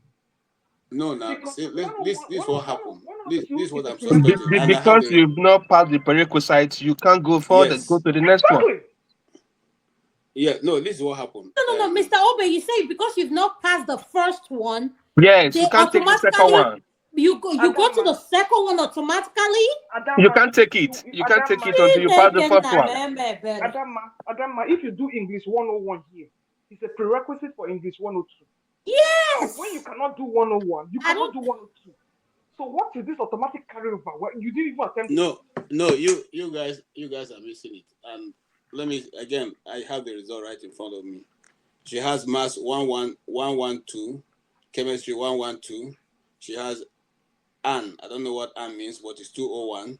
She has under Anne 212. She has under Anne 214. Madam, you know the results. I didn't go to school back home. I went to school here, so please. You see what they're reading there is a bunch of That means she never attended the school, so they piled up. She didn't attend any of those classes. So that's what I said. You know, any of my explanation, I said, looking at it as somebody who taught in the university for briefly, I know that she wasn't in school for a 200 level. Oh, Uncle So, KJ, okay, hold on, Madam. Look, Uncle KJ. So looking at the results, you yes, are able to tell that she didn't attend the she school wasn't in school for Thank 1 year. you. Yes, That she is wasn't in why school it for 1 piled year. for up. her 1 year, and then for Yes, what you paid. yes, yes, I paid. That's why I was explaining with you, Chineke na explaining the melebe. bitterness now. She You paid know, to who? She paid I to who? paid to When this. which You know, register will register you with a carry over? You got so the money. You didn't pay. You What got the money. registered her with all these results? I'm No, confused. What register? Like he maybe I'm got looking he at the got American her. system. I'm Adam, so He Adam, got her embedded in money. it. I beg. He got hello, her the hello, money. I can you beg. hear me? Yes, I Hello. can yeah, hear. Yeah, the way they register in Nigeria, you don't go to you go to the bursary or to the bank and and pay the money. You consider yes, registered. For receipt. yes, Did you see the receipt? yes, But again, yes. you know, sorry, KJ, I have to call it. KJ, it's your fault. It's your fault. To be honest with you, if you, Okay, tell, Okija, welcome to the show, sir. tell me yeah, how. sorry, No problem. yeah. I mean, like, you know, I have nephews and nieces that go to school. Okay, actually, no, I was laughing when you were talking about the dog walk. I have a dog walker in my house also. And it's, you know, she just getting admission. She wanted to, you know, she was doing all this TikTok, you know, like TikTok, whatever. I said, okay, you are getting admission. If you have to go to school, you have to choose one. Either you do TikTok or you do your modeling, you know, or you do you go to school. Which one do you choose? She didn't reply for a long time. I said, okay, that's it. You're not going to school. I'm not paying. So after a while, you know, like she talked with the mother, and then, you know, my last sister that got, you know, manages all of them. So they said, okay, she's going to go to school. She had to delete all her TikTok account. But what I do, you know, like people that go to school, every year at the end of the academic year, you have to send your result to me. You send your result to me, and I can send somebody to go and verify. Like, you know, there's a sister of mine, you know, she manages, you know, things well. She will call, make sure, you know, you are in school. She will make sure that the result you presented is good. So, you know, that's how I deal with them. So you Okay, should have been checking. Yeah, Okay. With the result that Uncle KJ got, how do you yeah, verify that? yeah. I No, know you they can only got verify for it. 1 year. Nigeria, he said he has paid for the whole year. How did they Yeah, no. register her to begin with? That's what I said to you. The registration in Nigeria for school, you don't go to, like, to the school. They just, you know, send go to the bank, pay. So you go to the bank and pay and bring your receipt to the, to the bursary or the whatever. bursary, That's usually, the yeah, bursary. that's the way they do it. Yeah, so that's the way they do No, it. but So, and see, there's no communication. Okija, Like, if you're having an academic problem, there is no communication, nothing. You don't know anything that's going on. Are You you don't even know kidding when me? they So chase you you out of. keep paying. You don't even know if Yeah, the student is doing. nobody sends you letter. Wow. Nigeria, you don't email. The school email doesn't work. They don't even have your email. Nothing. You know. so So that's no. why, you know, when you are blaming me, Okija, and now I wanted to ask you, when you call Yeah. school and the school say Yeah. there's no email, results not out, we are working on it. They work on it till the second semester starts. Are you going to be the Hmm. only one calling the school every time? They will know second Yeah. I mean, semester has you know, like, started. We will send you no, everything. no. Yeah. To be honest with, Okija and like Okija, I said, you know, like I said, I Okija and have Okija. someone. Okay, In go my ahead. Sorry. university, the university Hmm. I graduated from, when I wanted to leave Nigeria, I went there to collect my transcript. Both Yeah. my first degree and second degree, till this moment, I paid complete. Federal University in the federal Yeah. capital. They have not been able to send it to me. Neither has anybody made any move. 5 years after paying. Wow. So Wow. I I'm went. saying I this to went to say that, Unizik. How did I that? went to Unizik. Oh I didn't my have problem. goodness. I Let's went stop to saying Unizik. this. I'm still I didn't have that embarrassed. problem. This is I didn't have that embarrassing. problem. Unizik, and I also have my one of my sister went to Unizik also. She applied for admission, you know, to US for masters, and then there was no problem. You know, she called, they sent her everything, she paid. I monitor, I follow the issue because, you know, I was the one who pushed her to apply for masters. So Unizik, you know, for what my experience, no problem. You get here. If when I came here, Unizik, I wrote to them Unizik to forward because I was in third year when I left. So when I came here, they transferred my transcript to my school here. Everything they did it. I just paid. You know, so I but don't it know. So You doesn't know. work. It doesn't you know work that what? way in Nigeria. You know what? No, You I see went to another Unizik. thing It going happened on for me. there. Excuse me. You see, these days, let me tell you, I had a similar experience. I was paying school fees for a relative. Anytime I kept asking her for the results, I never got the results. So what these children do is that they will collect the money, but they will not go to school. And they will not tell you that they are paying it in an account. All they are doing there is a racket. It's a big racket. If you look, that money did not go to the school. It went into a private account. Because I don't know how you leave the bursary, you don't pay the registrar that has to have a record of it, and they will not tell you to go and pay to an account. Is it the school account? So Yeah, what Madam Luke is saying is true. Going back to what Andrew, I'm saying. yes, Going back to what I'm saying. You cannot have 14 carryovers and remain in the school. I don't know how that is possible. God, It's not possible. God. Because Sorry, I number don't. one, God damn it. Let me just how many classes that you're going to register? The repeat of the classes. Some of them don't even occur at the same time. So you are bound to wait till the class is offered again because they're spaced out. Madam, look, I can hear your pump. I can hear your pump echoing as I'm so used to that sound. Jesus Christ. This sound is embedded in us. So you see, what is going to happen is that while you're registering, you cannot make up those classes. So the only thing you have to do is to flunk out. That is the only thing you can do. So all that money you were paying, it was going to her pocket. She never attended class. Wow. She never attended class. Wow. Okay, So Uncle KJ, please, before we go far. to the... Yes. Madam Luke, hold on. Andrew, what do you have to say about this topic? I want to go to Okija, then you play the next video, then I'll open it up It's for us like to you're talk about forgetting me, Adama. Mr. Obe, let's have Andrew speak real quick. Andrew, go ahead. The thing is that she never attended class, so it's not possible. That's just the truth. The money was going somewhere else. That's just was going to her pocket, Thank you. You can't have 14 and it's a sad situation. It's a sad situation because listen. Okay, hold on. Listen. Let me answer that. Let me tell you something. You know, I be street guy just like Madam Luke. You know, so I made my arrangement to pay the money direct to the school. So if she didn't attend that 1 year, then she will still get the money. You see, and before, just like Okija said, before we even took her to school, because I noticed that in my family we have a gift of being creative. Madam Luke, we can hear you. I know where you are. Biko, mute. I called her. I said, "Look, don't go and deceive yourself. Face what is facing you. Don't go for any of those shows and all that.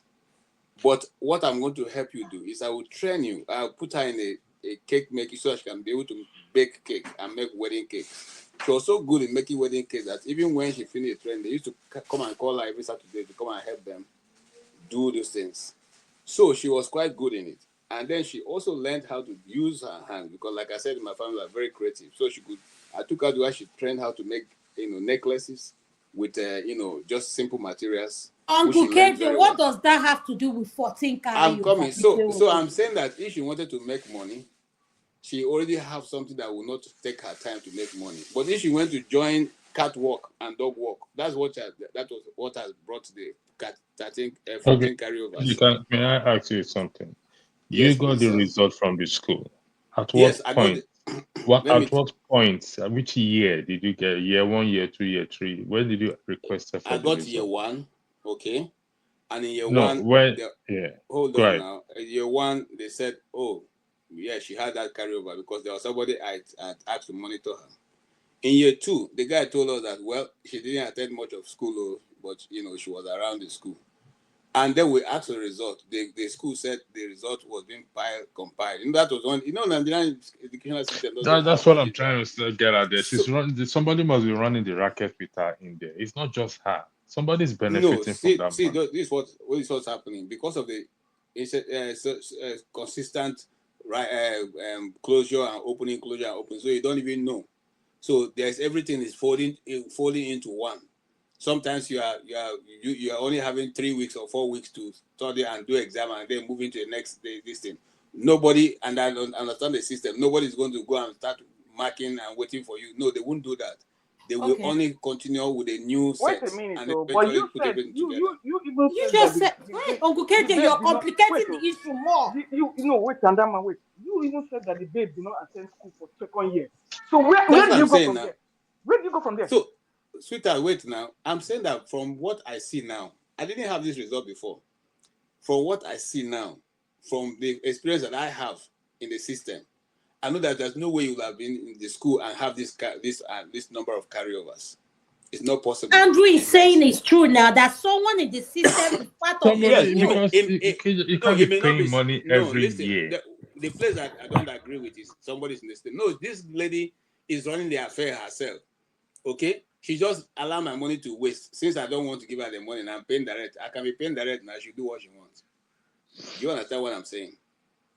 I'm All paying right, direct Andrew, what's to your the final account. summation? I want to move to Mr. Obi in regards to this topic on the video Like I you. said, it's unfortunate. It's still something. I mean, I've not experienced it directly, but it's something I know where they will claim to be in school and they are not in school, and they keep making let me use the word, the idiot or the mugu. That's what they normally say, collecting the money from the person and claiming they are going to attend in school, and which is very sad because that money you could have used it to do something better for your own self or for your own children. And these are the things that we often highlight. That it's good to, I don't know, it's just crazy. Sorry about that, KJ. That's all I have No, to say. no. Thank you, Adama. All Oh, go right, ahead. thank you so much, Mr. Obi. Your next. What is your summation on this video that played? And I'll come to Okija and Andrew. Get ready for the next video, sir. Thank you.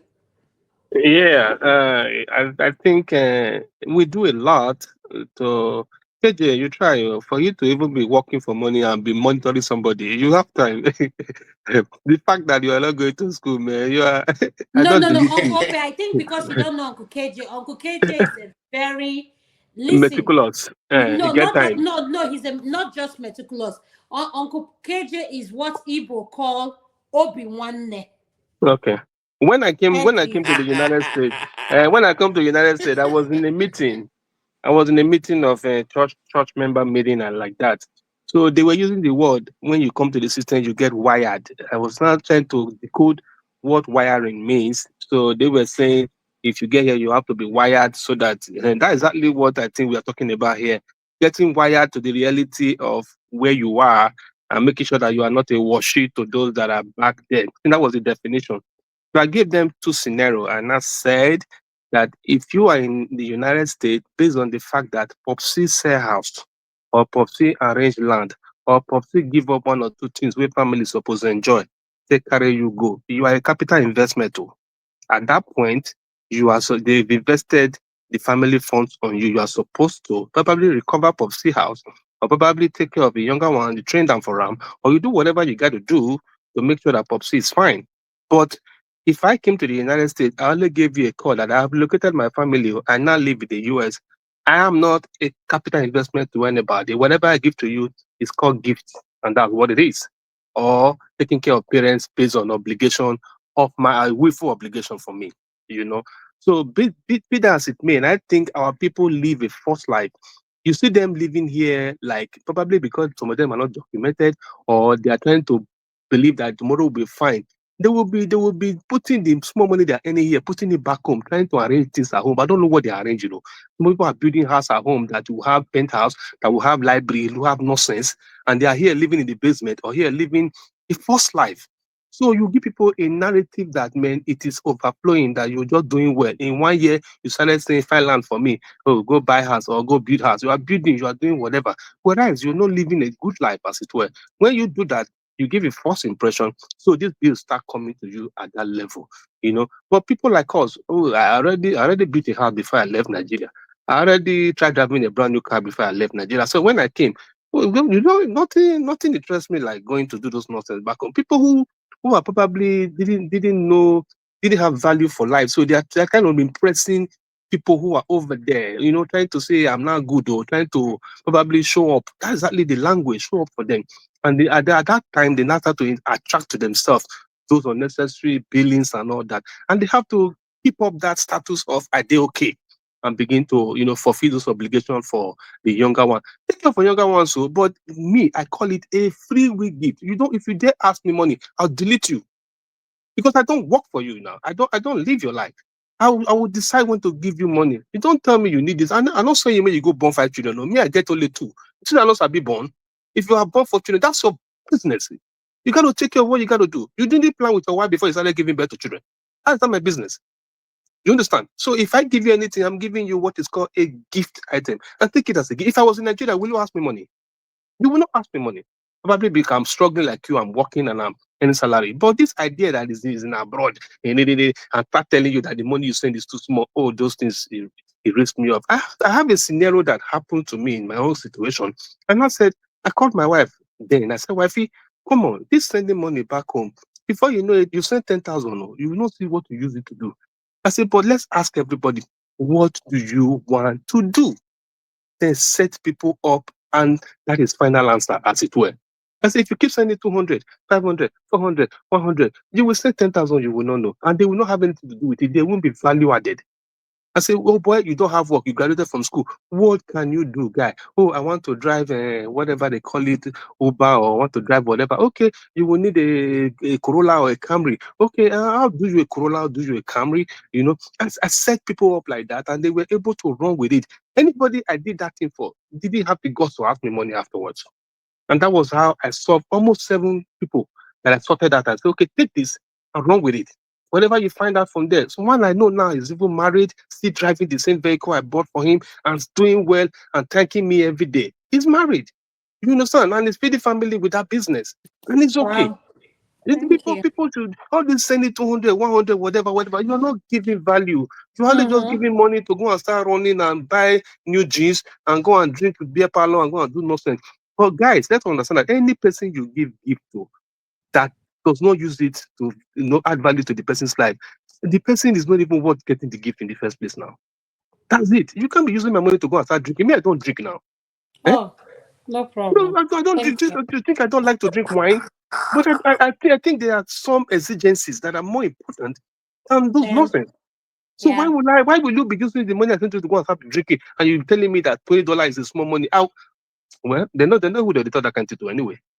But It's I well. think Mr. Obe is because I think what I've heard all of us say here is, and what Madam Luke said echoes to me a lot.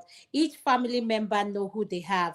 Let us learn to set healthy boundaries, regardless of family member, bloodline. Like me, like I said last week in our segment, my family know me, You don't, and it's just not me. My siblings were like that. My father said one thing to all of us growing up: do not be a liability to anybody. And if you know that your life is good, you have decided to use your life in a way that will not contribute anything to anyone's life. However, your life choose to go, please take responsibility for it. And whichever way people treat you, just take it in your shoulder and learn that that time that you had to make something out of your life, you choose to use it the way you want to. But one thing we all have the opportunity of doing is rewriting our story. So use your time wisely. Okay, sir, you're next. What is your opinion? Hi, good evening all. Thank you, Adama, for hosting. Can you hear me? My Yes, I can hello. hear you, sir. Oh, okay. Yeah, sorry because my headset disconnected. Okay, yeah. Just, I'm gonna come in, with the last thing you said. Let them know you. The thing is, my family know me. They know that I'm a simple person. You can't get some things just because you want it. You have to look at my lifestyle. See the way I live and try to ask me things based on the way I live. I am there was when I came to the US, the first time I went to them, they were looking at, and after after a couple of days, they called me, so they were asking, are you sure nobody I mean, are you sure you Okay, live in the US? maybe it's your dressing, the way you came back. He can do no Nigeria kagema. They look No, better no, than you. no. I dress. I'm like a t-shirt person. Like I don't dress big. I mean, I'm just like simple person. And then because Nigeria it was hot, so I was dressing everyday t-shirt. And my Timberland, so that my Timberland was the Wow, I distinguishing can thing. tell you're Uh, East uh, Coast. yeah. but apart from that, so the way they were like, looking at me, like, are you sure, you're from US? So they know my lifestyle. You have to make them, know your lifestyle. They can't just, ask anything. And when you talk to them, you have to imprint it into them that, you have to, do something for yourself. Because my siblings, I see them then, I ask them, look, I've been giving you money for, for how many years now? Okay, now, one day I'm going to retire. Here in the US, retire. I'm not working anymore. I'm not gonna be working. I'm gonna be receiving retirement. Are you expecting me that I will take money from my retirement and give you? Think about it. Also, you will retire then. You will be able to work, and then you will hope to depend on me to give you. Think, because I've been pressed this on them all the time. So so that's the thing. The last person spoke, he talked about, empowering people. That's the mentality, what I have, what I've been doing for some time now. Find out, what do you want to do? What do you want to do? It's not like every day, because, if you keep giving people money, it's tiring. Even sometimes, even if it's not too much, but, every day, you open your WhatsApp, you see so many people, send you messages. So I understand, a lot of us, when we go But home, one thing we all have said that we've not echoed. Before you take care of someone else, because if you know that you have not paid your mortgage and you want to use your mortgage money and go and pay for someone's school fees, please, it's your stupidity. Don't allow. It's just the way you are said that how is it their fault that they don't know you've not paid their mortgage? In other words, prioritize and know know what comes first. It's not their fault. If you want to be Obikobana in the name of people back home, at the end of the day, please learn to take care of yourself first. Because when everything is said and done, if you find yourself in any situation, and when you come to meet me in the OR, all these family members don't come with you. And if you don't make it out, it's just you alone that will go. So let's just be clear about that. So okay, so whatever emotion, empathy you have, let's be realistic with our empathy and emotions. Andrew, Okija, could you wait? Andrew, please play the next video. Thank you.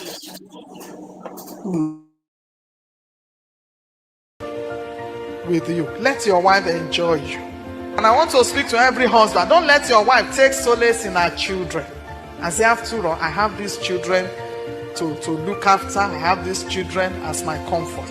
Let your wife enjoy staying with you. Let your wife enjoy going with you. Is that okay? Some of you may not enjoy what I'm saying, but you better let your spirit say, take heed to your spirit. Is that okay? Anything that is not making your wife to enjoy you, enjoy staying with you, enjoy being with you, get rid of it out of your life. Probably the same thing won't let the Holy Spirit be too comfortable with you. Probably. Thank you so much, Andrew. I love what she said. It's not for just people in a married in a relationship. Let your partner enjoy staying with you. She said something that echoes with me so much. She said, probably what she's complaining about, the Holy Spirit will come. And that same thing she's saying. Now, this is to married women, especially black women and the association of I am in this marriage for my kids. If not my kids, I would have left him. Please, let us be realistic in whatever situationship, relationship we are in. If you know you don't enjoy the partner you are with, communication is key. Be honest about how you feel. Live in your truth. If you're polygamous, you can't stay with more than one person. Please live in your truth. I always say that. And someone asked me, a patient said, what do you mean live in your truth? I said, learn to tell the truth, even though you know what you're going to say may not be okay with what the other person, they will not take it in. Live in your truth. At the end of the day, the person you're saying it to will say, this is what he said. Stop being something you are not. So, Okija, my question is to you in this video. Let your wife enjoy staying with you. Why do our women say, I am married to him? It's because of my children, or if it's not my children, why do we put the children first before our husband? That's my question to you, sir. I think it's misplacement of our priority.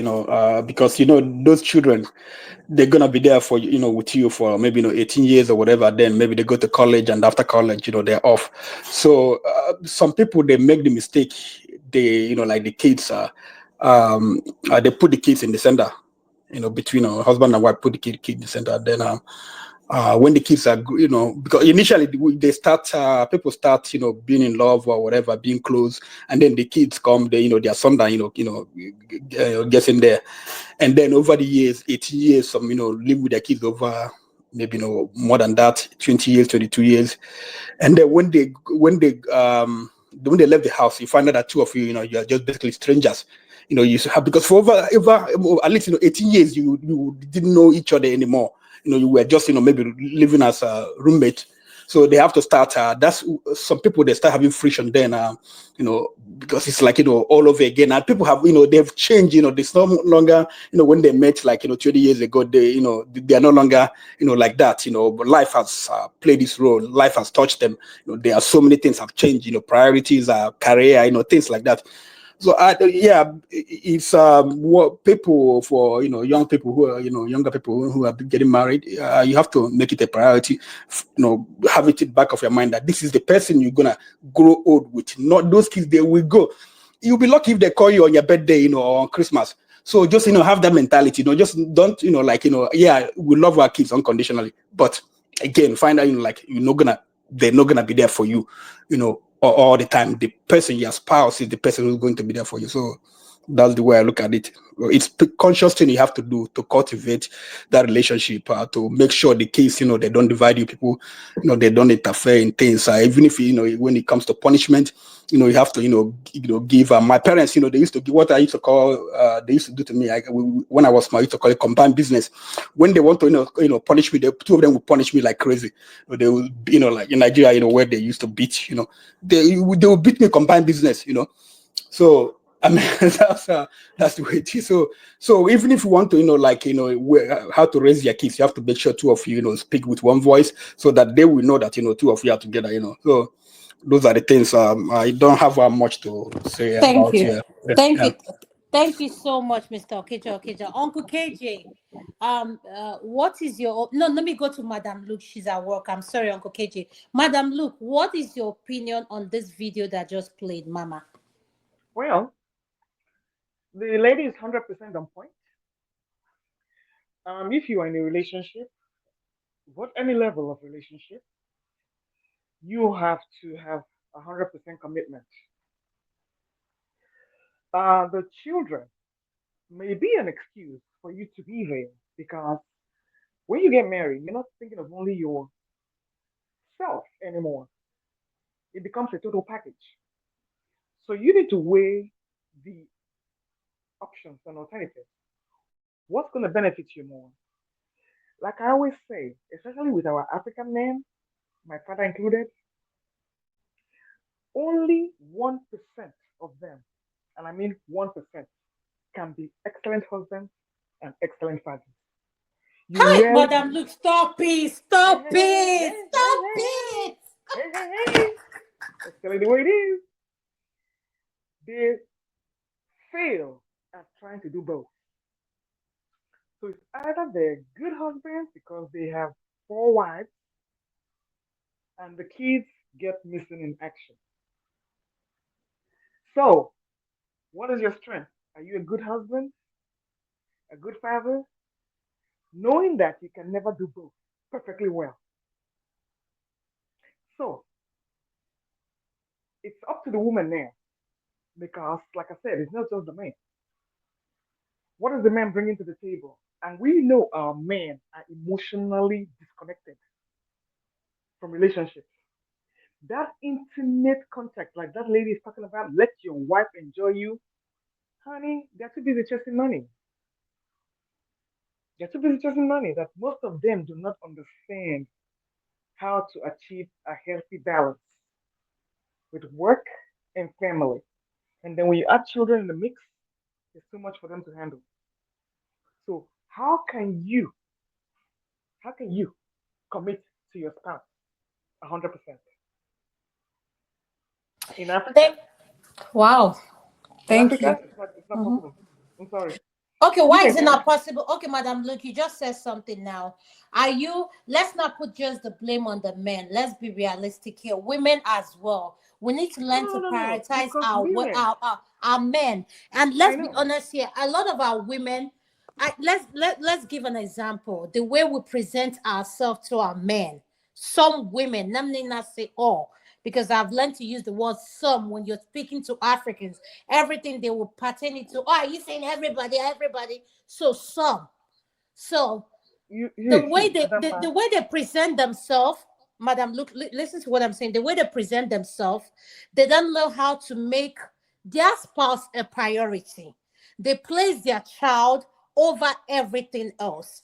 And now the shock is this: when the children grow old, like your kids and my kids, and you're alone, you're living in this big thousand, like, let me give an example, 7,000 square feet home by yourself. You have a dog like me, the kids are doing their own thing, and you find yourself being lonely. Those kids have moved away, they are doing their own thing. Now, that relationship you fail to nurture with your spouse, you find yourself alone. So, why is it that our women, let's not just put everything on the men, to have a balance here? What would you say women are doing? Why do women prioritize their kids over their children, knowing that the definition of marriage, this is my own opinion, as a moderator, I've said it, when I'm saying anything, I'll tell you when it's my opinion. This is my opinion of marriage. For me, marriage is husband and wife. I don't include children. That is just my own definition. Children will grow and create their own family. So, how do we hold our women accountable for putting their children before their spouse when the man you married is part of what created the children? That man should come first before the children. That is just my opinion. So, go ahead, Madam Luke. and to repeat what I just said, it doesn't only go for the. You see, first of all, we have to talk about, you know, this our relationship. We have a different formula in the abroad compared to in Nigeria. Most of the women in Nigeria are homemakers. So they sit down and wait for the man to come and give them that attention. In the diaspora, it's not so much because we have options here. When I mean options, it doesn't mean you can go have an affair, but you have a lot of things to occupy your time. You can have girl time, you can travel, you can put yourself in work. So, just like I always said, a man rarely achieves the fit of being a good husband and a good father. The same way as a woman has the rare fit of being a good wife and a good mother. It's complicated because one thing I found out in marriage that as soon as you start getting older, you have less in common. You have less in common. That is the fact. Those things you used to Madam, look, those I don't agree with you. No, no, no, no, no, no, no, I can't. no, you No. don't you don't have to you don't have to No, no, agree. no, Madam, Just look, why do you mean the more you're older, married as a couple, is that what you're saying? The less you yes. have in And I common? tell you why. And I tell you why. Men are always sexual. Woman they tire now. Woman they tire. Woman they like me now, you cannot get me in Madam, bed. look, ndị amụ ha na-arụkwana ọrụkwana. No, you see, you can't get me in bed more than once a month. I'm sorry. It's just not gonna work. You cannot. If at all I have to be drunk because it is not my interest anymore. The place don't dry now. What do you want me to do? Eh? What do you want me to do? So you see, it's easy for you to say, but a woman's body is wired differently from a man's body. The only thing men think about is sex 24 hours a day. You think I'm going to cater to that? Hell no, I'm not going to do that because I'm not even interested. I like to look good, dress good, look fresh. No, I'm not going to sit there and get on my knee pad. No, I'm not doing that. I've done that for years. I'm retired from that. So my thing is that is where you find that you're going to grow apart because your needs, I cannot fulfill them. I'm sorry. And just like you cannot fulfill my needs, I'm only emotional. I want to go out, hang out, hold my hand, take walks. The bed is less of a problem for me. I'm not even interested because I've done that for so long. It does not please me anymore. And like I said, even if I see a man, I don't even know he has a penis. I'm not interested. I've picked, is what I'm trying to say.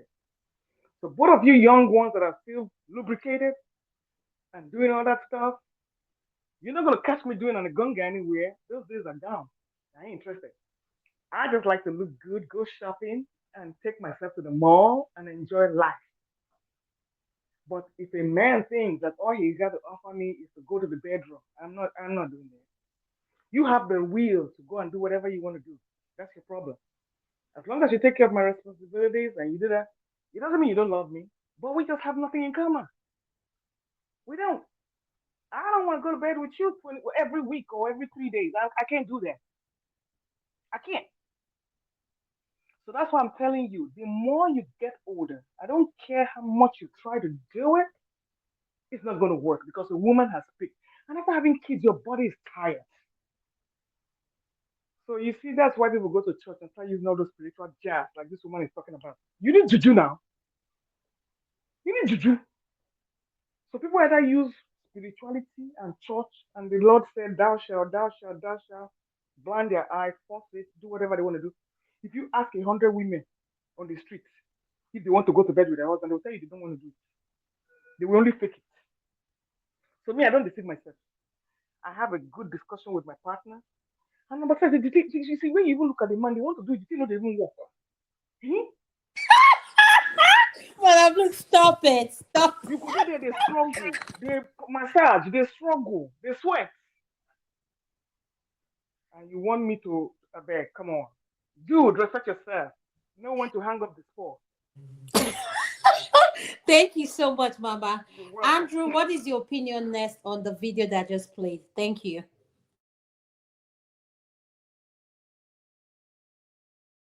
Andrew, are Yeah, you there? yeah, yeah. I'm Yes. here. What is your Uh, opinion on the video that played? yeah, if we eliminate, I highlighted something earlier.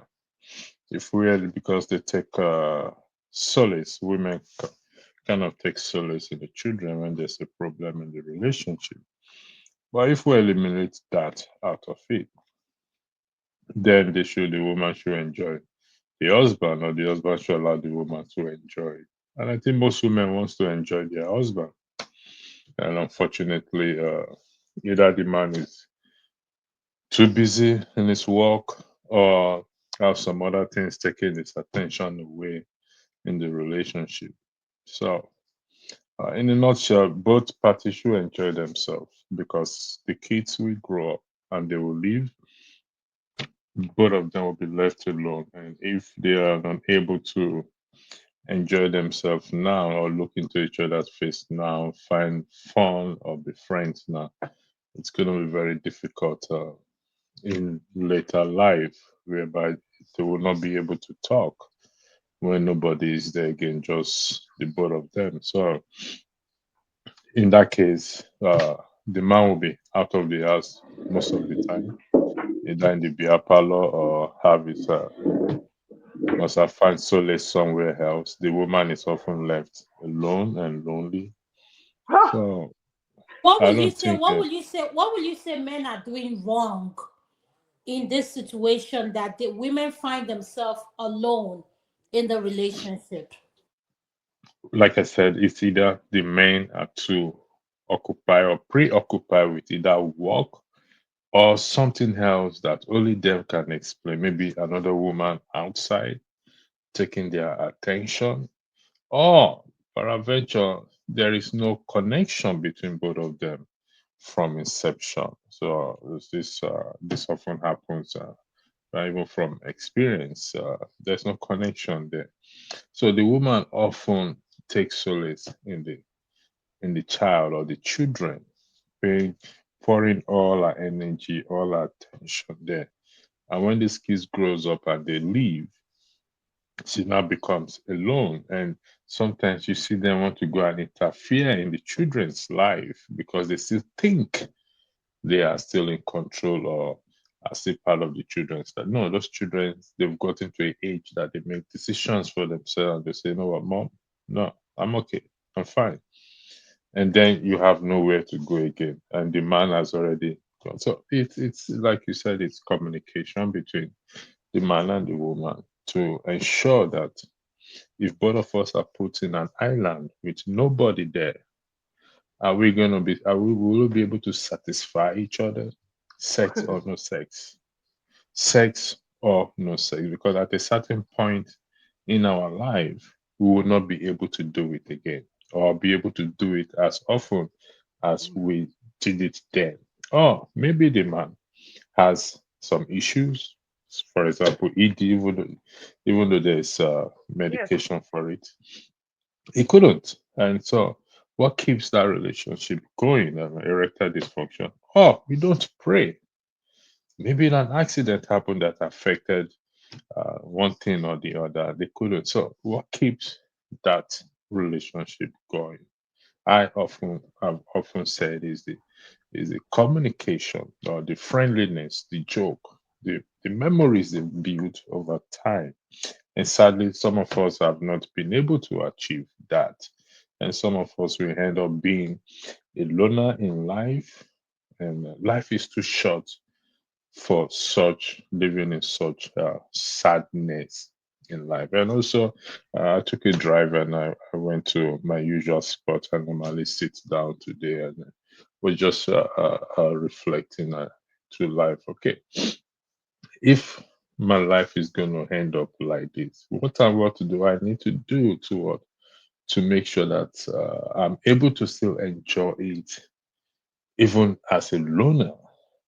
And like what one of the speakers said, the ability to travel around if you can. In old age, it may be very difficult. I see a lot of old people travel and enjoy nature. But I don't pray anyone should come to that point in life where they'll be a loner in their old age because companionship often matters a lot. And I'm doing some other things also. I go to my secret place to reflect and to anytime I'm in that mood, I just drive down there, sit down there. But I think they should take the children out of the picture as soon as possible, train them. That's all we owe them, and focus on ourselves because at the end of the day, like you rightly said, Adama, the children will go and do their own marriage or be their own this thing, and we'll be left alone. So how do we manage?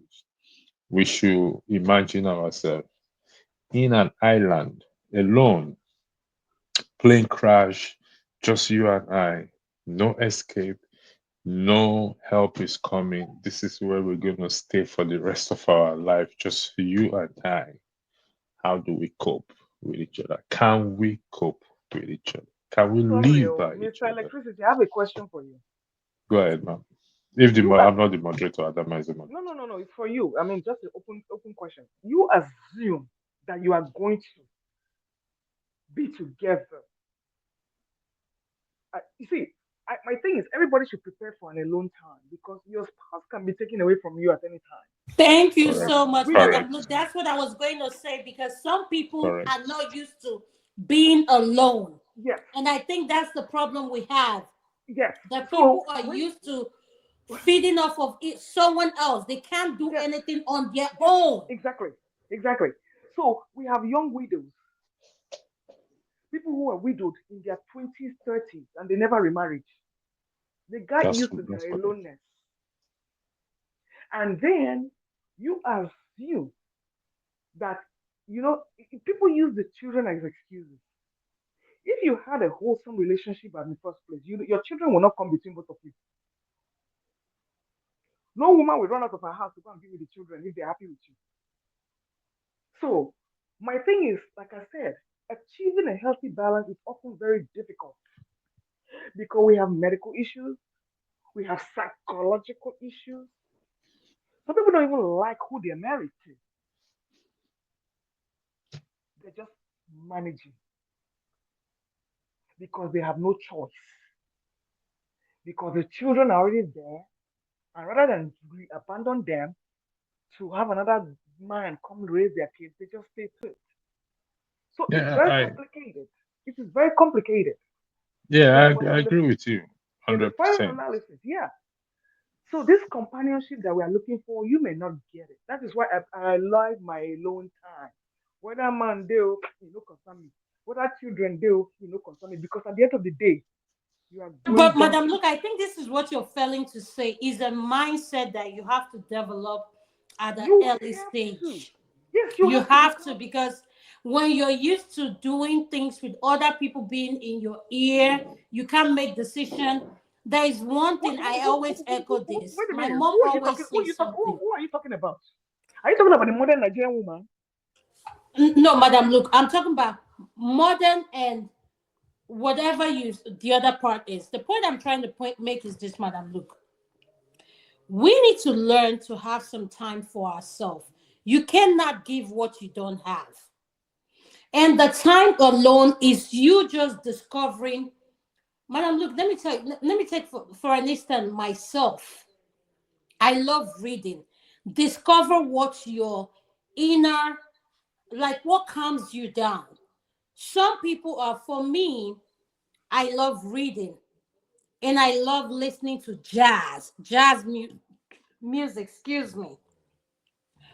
And my children, not just my children, my siblings, before I had my children and my husband, they know this about me. I like having my me time, which you just said. What do you say to people who are not used to being alone? They're afraid of being alone. Then you You just then call it introvert. that's a psychological problem in itself. Because Thank sometimes you. you got Thank you. you are going to be alone at some point in your life. See, let me tell you what I do. Not only do I have my nuclear family, I have my extended family. You know, sometimes myself and my siblings, when we are alive now, we meet once a year. We just all get together with my mom and we just meet and we have a good time for like 2 weeks. So you see, there are things you can do to enrich your life. It's not about coming to one partner or the other. There are other things you can do to enrich your life because what I am preparing for is that time when I'll be by myself. And then if you don't prepare, then you have a psychological problem because you think that no condition is permanent in this life. So what happens with those hard people? Once the man dies, 6 months later, the woman has entered the grave with them.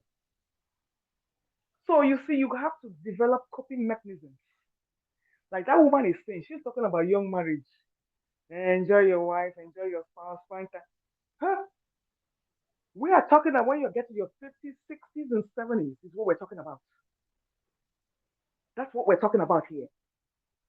There is no spirituality that will help you at that point because what foundation you have laid at the beginning of your marriage is what's going to carry you at the end. So, what I try to do, and I try to advise people, have some kind of emotional independence. Don't be a gum gum person. Please, You have Madam, your. look, what is gum gum? I know what gum gum You is, see, but don't. there's some people that are so needy, they cannot exist by themselves. They cannot exist by themselves, and they think this need. You will have your time together. The man will have his time alone. You will have your time alone. It is his, hers, and ours. That's what a healthy balance is all about. So that way, peradventure, you are divorced by either God or man. Mm, life will go on, Jojo. Don't take it for granted that you are going to grow old together. It's not, I don't even know how many people in Nigeria grow old together. Not to talk of in diaspora where divorce is like before you say divorce don't happen. So because you are not separated from your partner, are you emotionally family twins or what? That you cannot move on. And why I'm so lucky is we have strong women in my family. Whether they marry or they not marry, they are doing very well. Companionship is not like it's not like a bottle of crayfish. You don't go to the store and pick it up at the counter. So if you don't see it, what do? You think that you're going to die lonely. It's a misconception that you think that people who are alone are lonely. That is a misconception. So you can only speak for yourself. I enjoy my lonely time. When you see my television, I don't program all my. In fact, today I spent the whole day cooking. For the next 1 month, I was cooking so that way I can, when I start to work, I can take care of myself. Whether man day, no day. And most of my husband is the kind of person that likes all these traditional things. This is umuna and umune. I don't go to those things. So when you say you don't have anything in common, all those people that they want to like, and this one, they are doing chieftaincy. Excuse me, count me the freaking out. Those their meetings, they go to village meetings. I don't do all those things. It's not my interest. So do you say because of that I should force myself because I want to be close to you? No, I'm not doing that. So you now find out what do we have in common? Even to go watch movie in a trouble. Yeah, thank you so much, Madam Luke.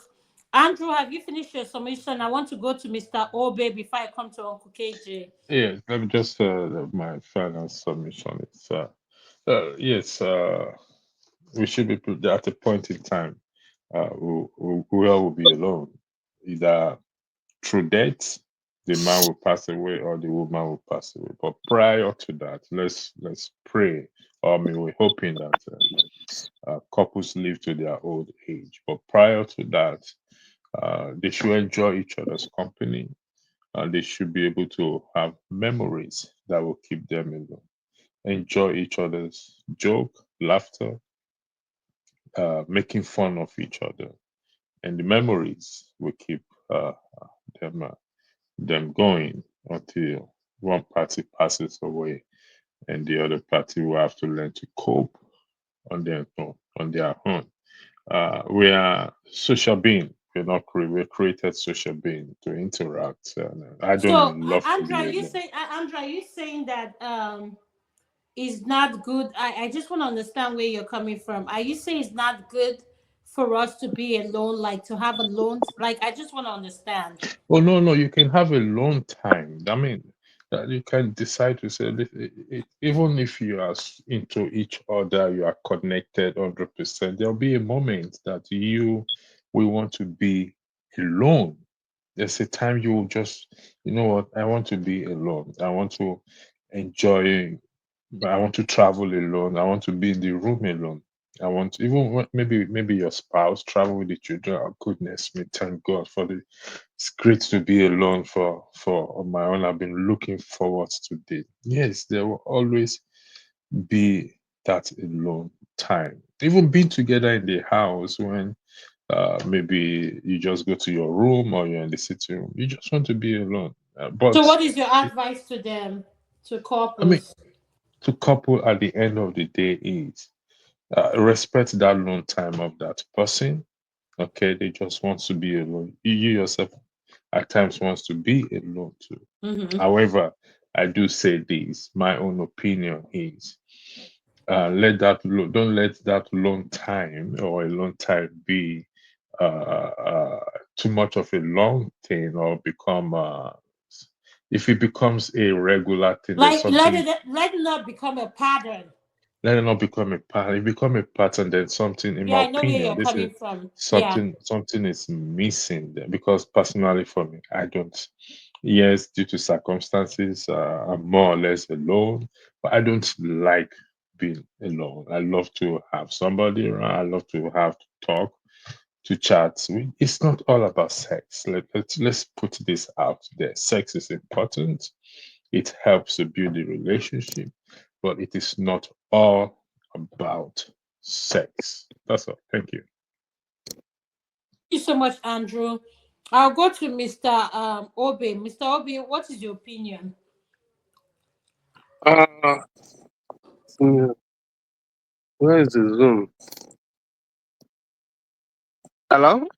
Yes, I can hear you. Go ahead. Okay, I think it's family. When it comes to family, it became so very dicey, you know.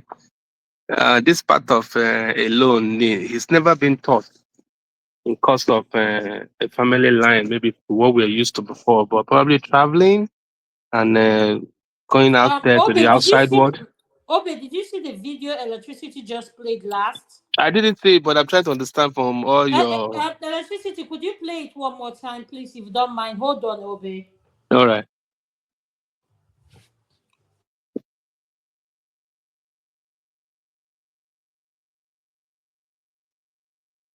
Mr. Husband, don't let your wife cope with you. Let your wife enjoy you. And I want to speak to every husband. Don't let your wife take solace in her children and say, after all, I have these children to look after. I have these children as my comfort. Let your wife enjoy staying with you. Let your wife enjoy going with you. Is that okay? Some of you may not enjoy what I'm saying, but you better let your spirit say, take heed to your spirit. Is that okay? Anything that is not making your wife to enjoy you, enjoy staying with you, enjoy being with you, get rid of it out of your life. Probably the same thing won't let the Holy Spirit be too comfortable with you. Probably.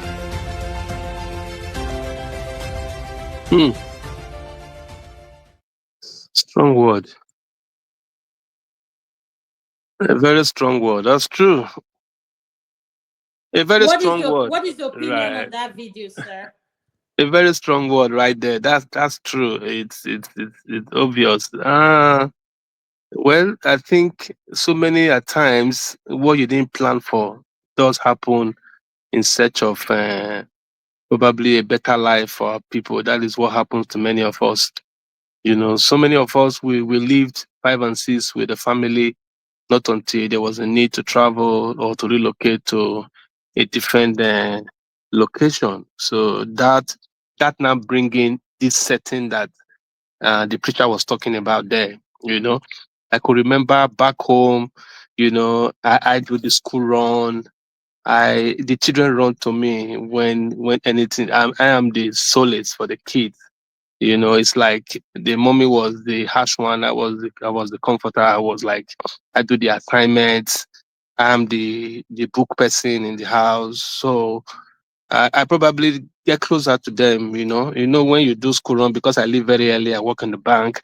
They normally would join me in the car, I drop them off before I go to work and all that. You know. So basically, the kids get closer to me. But as soon as I relocated outside my Nigeria, the game changed because I settled them back here and I went back home. So the change it like was a reverse of the to the other end. Before I know it, there was this everything my children. I had a problem with that. I was beginning to say, let's solve this problem. Which one is my children? You are not even hear me in the matter again. See, because of this plan or some stuff we agreed to do, and all that. That was where it degenerated from and until we're where we are today. It's basically true, but most of the times you have planned your life in a certain way, but the exigencies happened, and there was a need to to transpose or to tweak the plan. But the other party took advantage of it and ran with it, made all the mistake, and today it's all regret. At the end of the day, so you could see that it is not in the making of so many people who have trouble today to actually. It was not in their making. It was just event of circumstances that brought about the setting of separation or setting of transpose of love and all that. I remember then when I come around the family visiting and all that. When I came, I couldn't stay where they were. I had to go do my own thing because of whatever was happening. So when those things happen to you as a person, so you couldn't just before you could round up what you came for the plan, the devil has struck and everything got soured, you know. So most of the time, like when I was growing up, daddy was working in Asaba. He was in Benin before when they separated Edo Delta. He was now working in Asaba. Momsi was at home with everybody. Popsy would go 2 weeks before he come back and all that. That was the routine till retirement. But Mopsy kept the house going, get everybody together. One Popsy come, he gives you the report of everybody. Everybody will chop cane, or normally if you fuck up, you give you the life history and you chop your cane, and Popsy arrange everybody and went back again. But Mopsy held the house together, fed everybody do their work, went to school. Everybody was good. He didn't backman anything, neither did he sneak into Popsy, neither did he suspect Popsy. Popsy must have been doing another thing over there, stuff. But because our women, our mothers were trained differently.